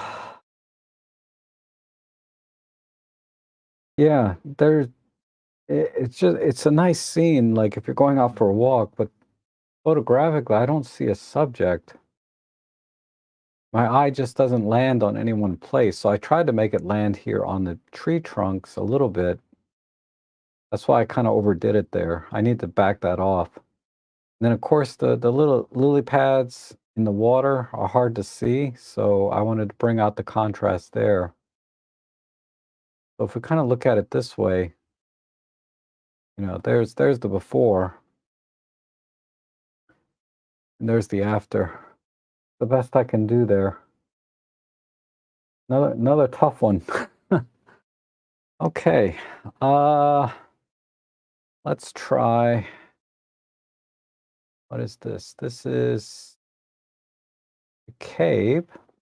This has already been edited. This is nice. Um seagulls and Canada geese, goose, I'm not sure how to pronounce that. They're the most underrated birds. I think they're really amazing.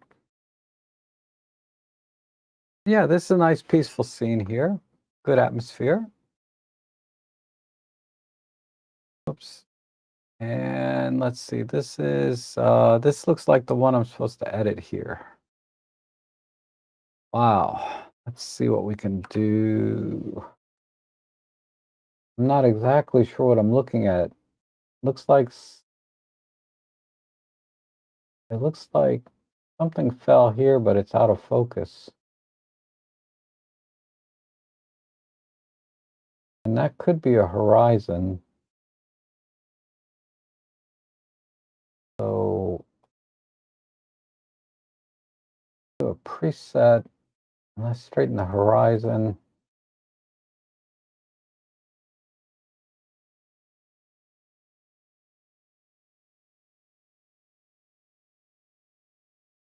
And for the crop, I think a vertical. Makes sense.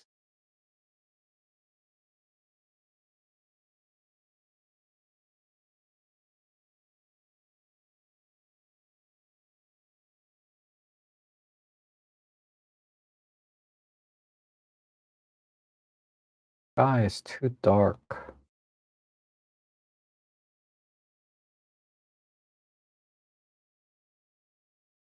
I'm gonna brighten it up.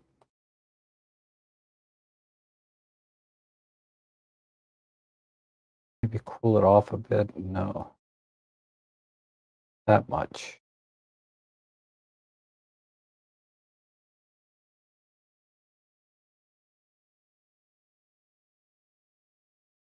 And do another control line for the foreground. Let's pick this brownish reddish color. Tighten the luma. And a little more light, a little more color.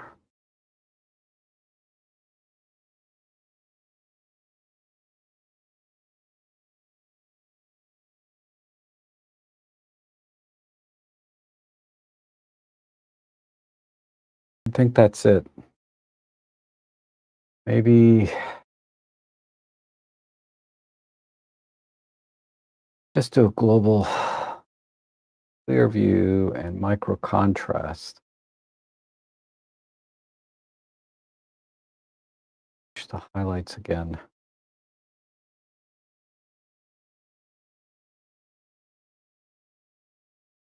Do this time with this.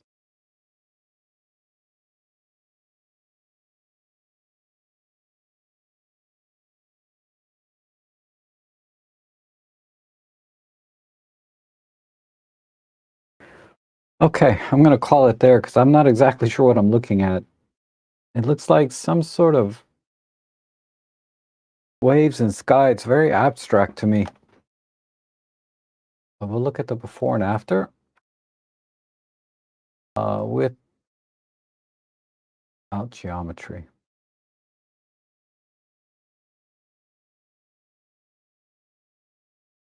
A quick export would clean up some of the noise, but I don't think I really need to get rid of the grainy kind of look into it. I think it's okay.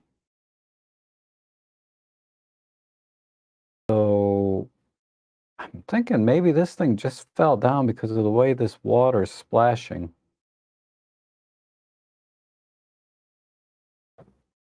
And then I just tried to make a little bit of a complementary sort of color palette. I know red and blue are not complementary because there's basically reds and blues here. So it's more of a contrast than it is complementary, but that's the look I was going for. Something kind of more subjective. Uh yeah, okay. Man, you guys are really challenging me today. Or I'm finding these very challenging. We have this one and this one. Let's use this one. Okay. We'll get rid of that one. And this is says not supported. So what I need to do is convert this. Let me export to application to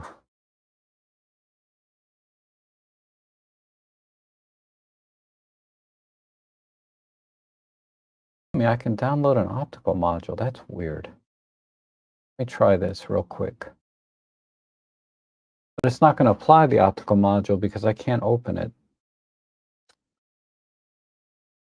So what I'll do is let me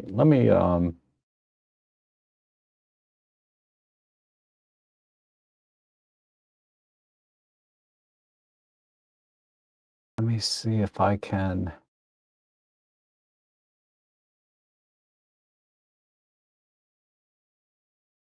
Give me a second here.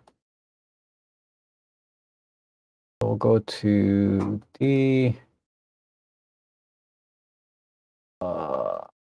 sure. Live streams. When was it? One of these steam engine ones. So Adobe Bridge is free, so this is kind of a good way to convert images that Photolab is not able to see. Let me see what DNG does. DNG, medium size, embed, rotate. I don't think if I export as a DNG, I can apply the optical module. But I need to export it as a linear DNG. I don't see an option to do that. Let me just try this. And then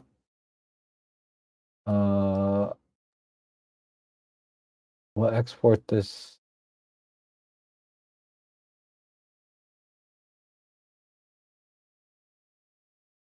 Export. We'll just do it as a tip just in case.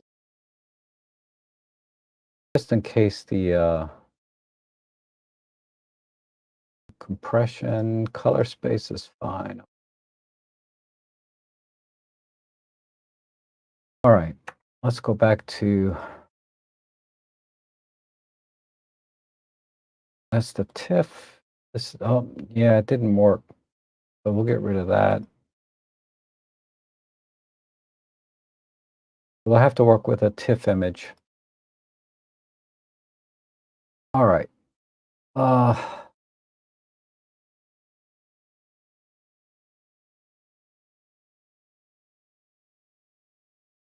I can get an optical module for this one. That's interesting. I didn't think I could do that for TIFFs.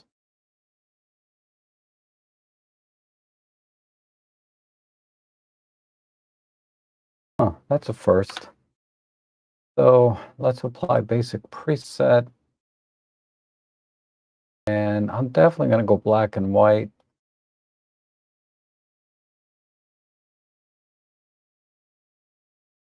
Go with balance. I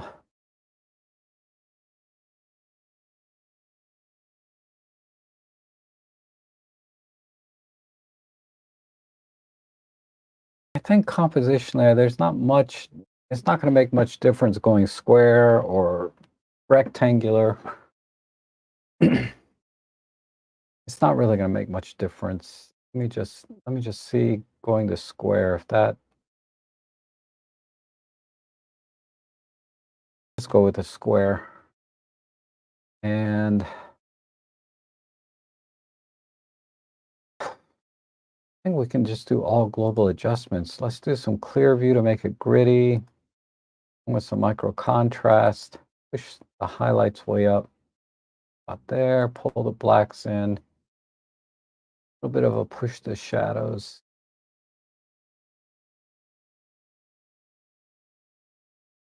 Look at the color one more time. There are some interesting colors in here. Some coppers. Yeah. Okay. I think that's all I'll do. So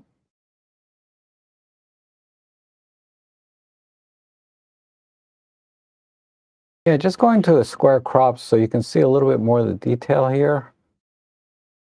And then everything else, contrast, color, just crank all that up and you're set. So I just do it this way. We cut off all of this. It's not really doing anything.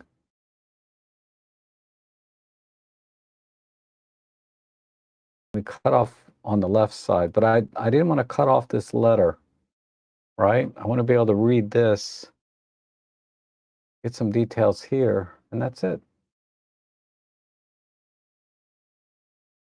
Okay, and then we can do one here from William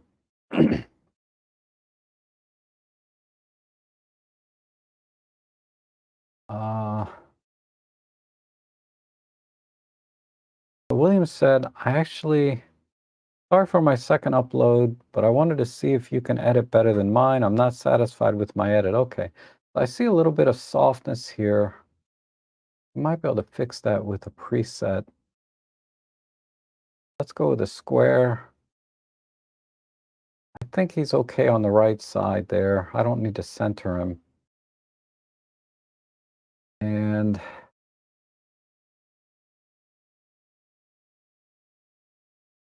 just do the eyes and the mouth, nose, brighten those up,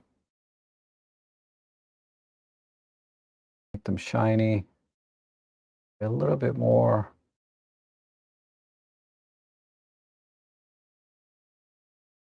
Let's do the lip, a little more saturation.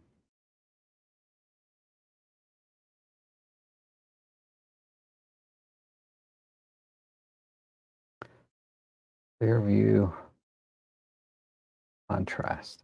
Okay. And then we have pretty strong light here on the right side, but it's also going into the background, which is pulling away from the subject. So, I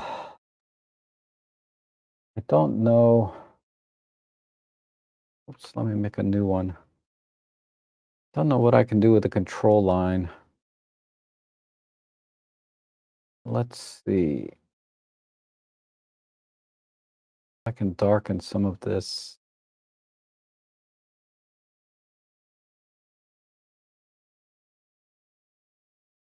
Okay. Let me tighten up Luma. No, let's try Chroma.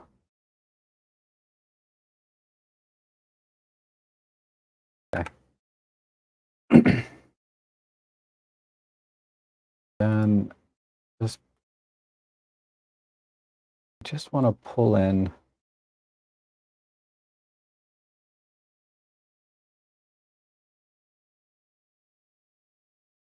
some more light into the right side.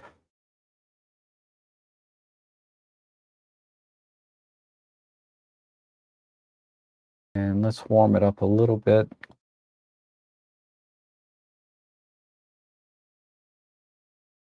Okay. Maybe a little bit there.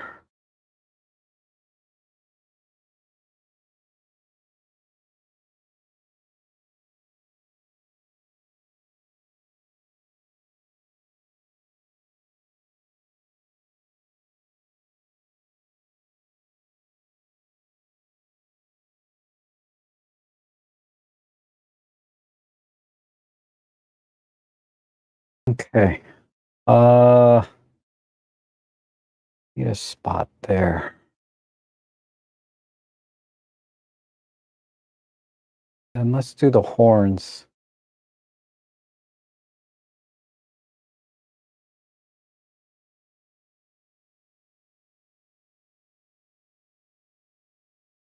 We'll use an automatic masking thing and just make them a little bit shinier in contrast. We push the highlights a bit. See if we can get this horn to do the same thing. I doubt it. Yeah, there we go. It's a bit too much. A little less contrast, maybe.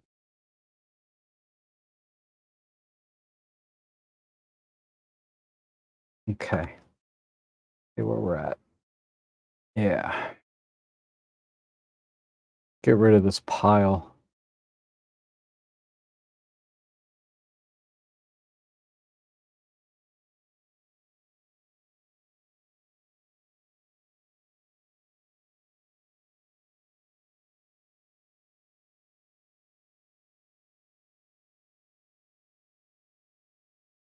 Okay, I'm gonna call it there. So that's the before, and there's the after. This is a little bit too warm, but that's okay. The background was definitely way too bright. I think that works. Maybe a little more shadow over here. Let's see. Uh,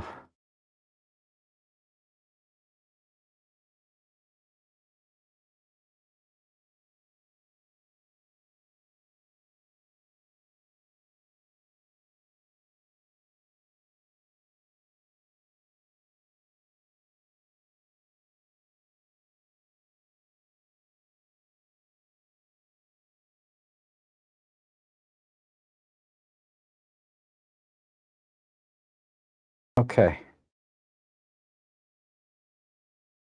So, yeah, do a side by side.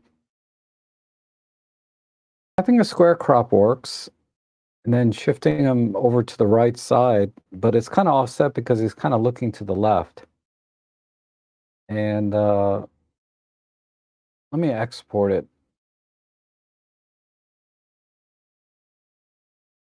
because there's a little bit of softness here that I think DxO can clean up on the export.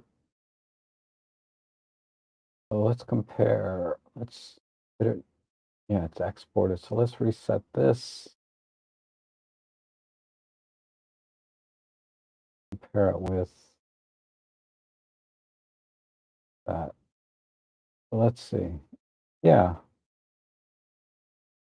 good. So yeah, we were able to pull out some of the detail.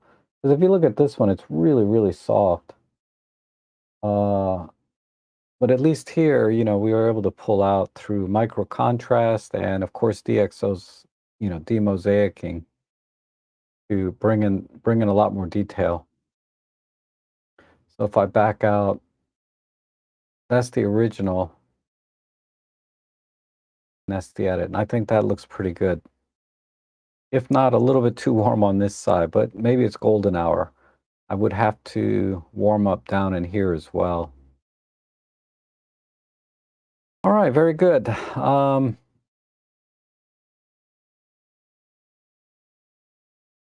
Let's do let's do a quick comparison of your edit to my edit, and then we'll look at the images that you edited that I gave you. So thought I saw,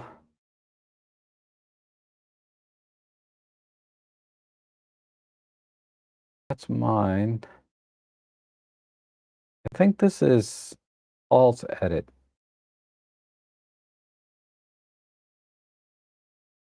And then if we compare it to,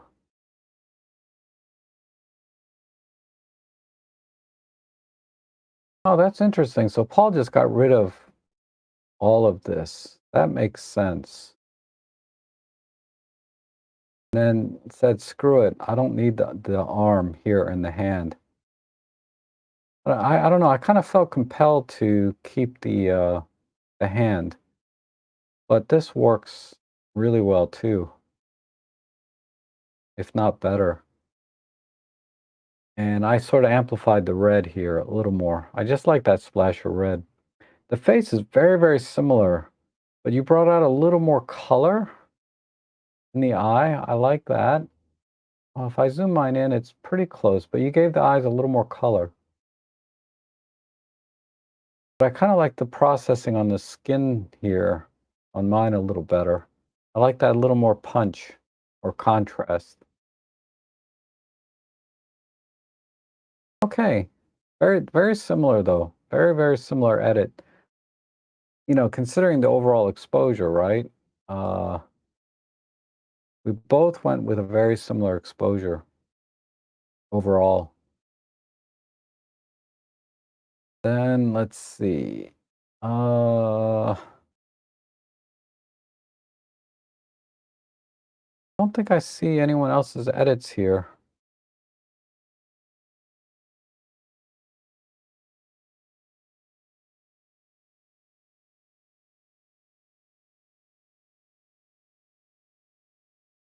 Yep. Okay, I think that's it. So let's see what you guys did with mine. So my original image was this lady, this one.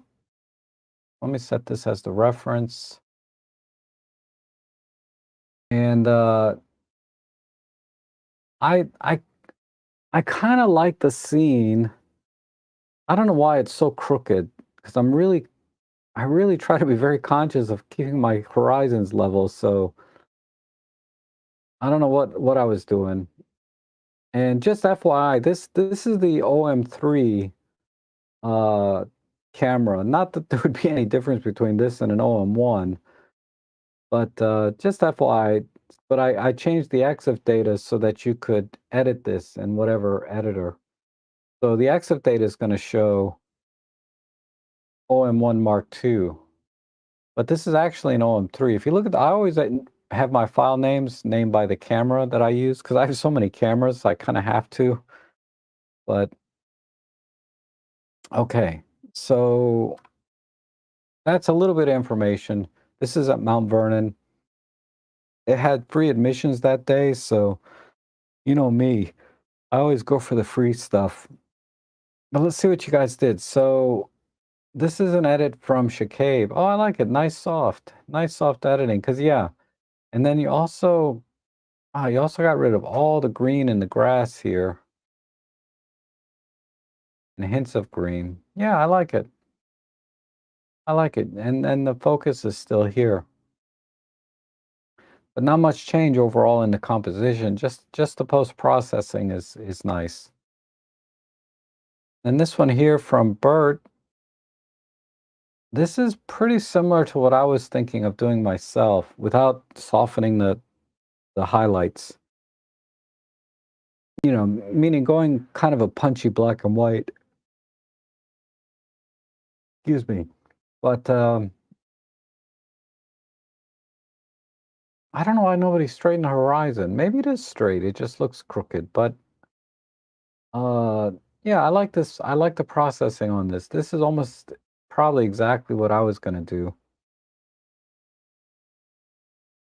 Then Paul went with a very similar crop. This, like I said, this is a very similar crop to what I was thinking. The only thing is, I kind of like this fencing over here, but I didn't really frame it in the shot very, very well. Meaning it doesn't really do anything but add space. Okay, but yeah, good saturation, good crop. And this is a different version from Paul. Nice soft focus and a little bit low key. Yeah, the grass and all these branches really are, kind of hard on the eyes, right? So I think softening it makes a lot of sense. And there's a little more light right in here than the rest of the scene, so you definitely pulled the exposure down and made a nice vignette. So I like the processing. A little bit too soft for me, but okay. And Shri was with me actually. Went with me on this. We had a photo club event. This is one that I actually organized because it's free. Whenever there's free, I have to set it up and I tell everybody. Now Shri straightened it. It looks like, I'm pretty sure, so that the horizon is now level. I like that. Processing's good. It's just pretty much a straight conversion to black and white. I don't see much else there. And then this one here is Garrett. Okay, Garrett. See, Garrett kind of had the same feeling. There's something here with this pasture or whatever in these fences. I would have to rework this scene a little bit, make this composition work, because there's a lot of interesting elements in this scene, but none of them are coming together well. Well, I'll never get to rework this scene. but um, if I come up on something similar, I'm gonna have to think about this. But I think I'm sorry, Garrett, Garrett is kind of getting the same sense. There's something on the left side of this frame that has some potential. Just the way it balances with the subject somehow. I don't know what it is. But yeah, I like this crop. I like this crop. And the processing's pretty minimal, just a little bit of a pull or push on the shadows, it looks like.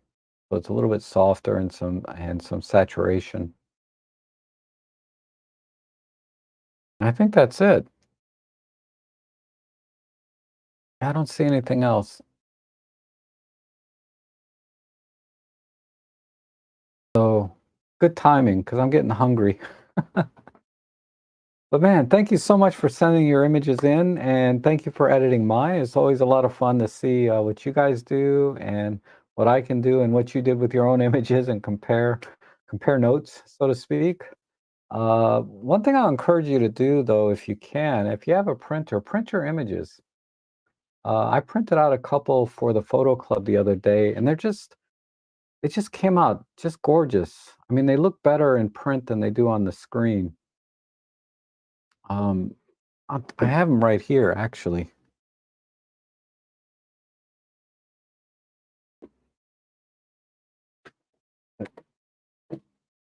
Let me see. These are foam boards that I use for my flash photography. And I said, how am I going to carry these prints? Because they're 13 by 19. But yeah, oops, upside down. I love these ducks. These are not ducks, Canada geese, Canada goose, whatever. I just, they don't look great. They don't look great on the screen, but here in print, it's just amazing. And then of course this black and white that I did. Uh, I got to think about how I'm going to frame these and put them up. But I love those. I love those prints. So I encourage you to print your images. Well, you know, if you have your own printer. But out of the whole year of 2024, those are the only two images I really like that I took. Most of my images are just kind of normal, right? A couple of birds in flight, more architecture and buildings, and a few portraits. These are the only ones that I like. I like a nice architectural photo. And then of all the nature photos I took, this is the only one I like of the ones that I took of birds. And it's not really, it's more like a birdscape, right? It's not really about birds. It's about just the landscape of bird. I don't know. And this is what I was saying about earlier is the seagulls and Canadian geese are so underrated. They can really be very, very beautiful subjects. But whenever I go to the park, everybody, you know, photographers, right? You know, they just ignore the geese and the seagulls. I'm like, you guys are missing out, man. They're beautiful creatures. So let's see. There's a couple of things in the chat. So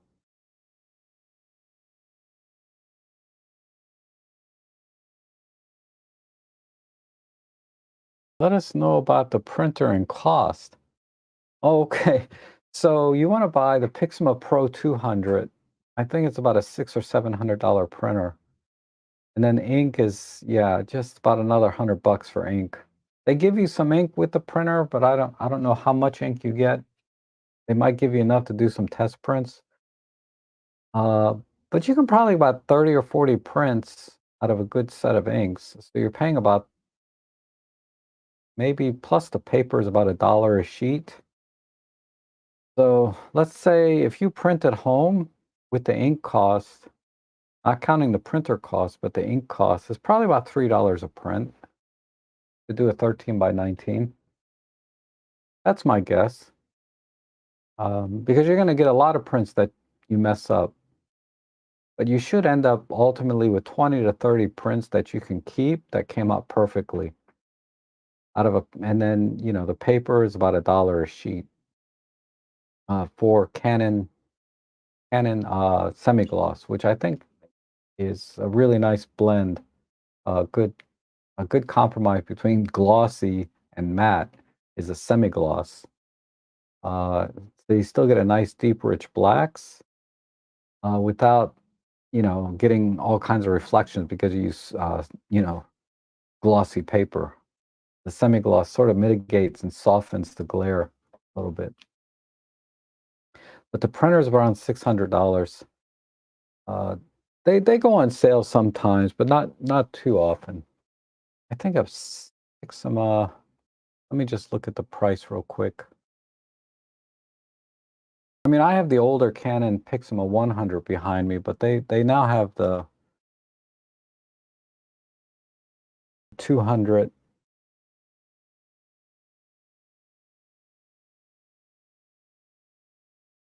So here's the 200S. Wow, they have one at Best Buy.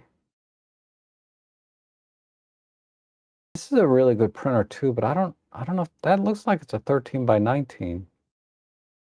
The Epson XP series are very good. Uh, these are really good photo printers too. So yeah, that's a good deal. I would I would strongly consider this. And then there's the ET. This is a good printer. You pay a lot more up front, but then you save a lot of money on ink. To me, this is a better black and white printer than it is a color printer, but you save a fortune on ink. You're talking about pennies per page instead of like paying $2 or $3 per print because of ink. You probably pay pennies. So ultimately, you'll save more money. But what I found was I don't print that much that I'm going through ink left and right. So something like this is works for me. And what I like about this, where's the ink? The ink is $100, but you get 8 different colors, right? So I think this is a little better color printer than the Epson. But honestly, in a blind test, I probably wouldn't be able to tell the difference. And then 50 sheets of not don't get the luster. The semi-gloss is like $50 for 50 sheets, maybe $60 for 50 sheets. You don't need to buy all this premium stuff. Just get the semi-gloss and you'll be okay. So I have the previous version, the P100. Now they have a Pro 200. Okay, any other questions? Might as well. All I have to do is microwave to heat up something. I can eat like in a few minutes. My lunch because I got so much leftovers from yesterday. I don't have to cook today. Ah, I see. I'm gonna just check. Actually, I like the silhouette. I resubmitted. Okay.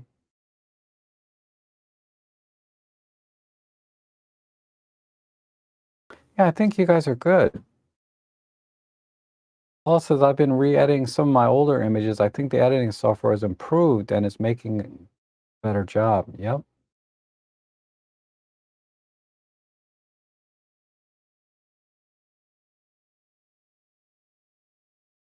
Okay, so tree just that Epson XP, the the XP is 300 bucks on sale at Staples and another 100 bucks for ink. But yeah, it's it's okay. It's not a little bit heavy upfront cost, right, for the printer and ink, especially the Canon. The Canons are 600. It rarely goes on sale, but I think it makes either one. I had an XP printer before for about 8 or 9 years before it died. And the only reason I didn't get another XP is because I got this Pro 100 for 150 bucks, brand new.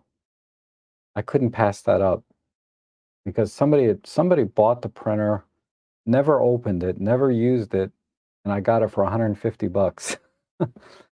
Otherwise, I'd have probably bought another XP. I was actually shopping for the ET with the tanks because the ink is so much cheaper. But what was kind of setting me back was like the initial upfront cost of the printer. I was like, oh, because they get you one way or the other, right? Either pay for the printer or you get the printer for a lot less money, but then you pay for the ink, right? But ultimately, for my office printer, which I do a lot of prints on, my office printer, I got the EcoTank, the ET series from Epson.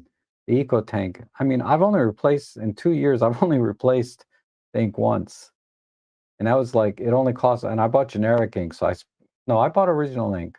I don't remember, but it was only like 30 or $40 to replace the ink one time for thousands of prints. So maybe yeah, I went through a ream. So that's 500. And then I started a second ream. So not quite 1,000, but I did a lot. Those pennies per print.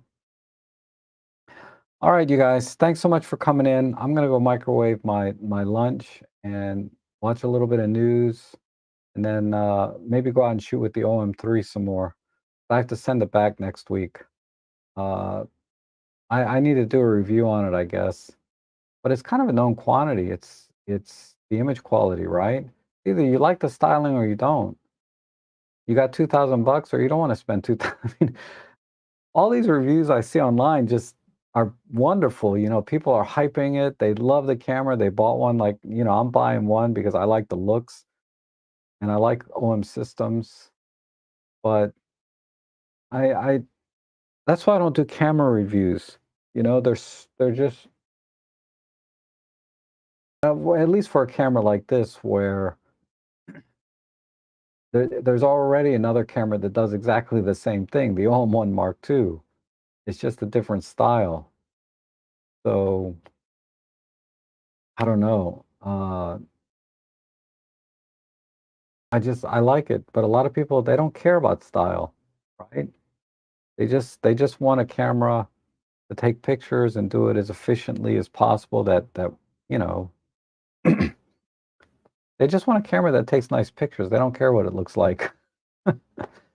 Uh, but I guess some of us like me, that we just love cameras and gear as much as we love the craft itself, right?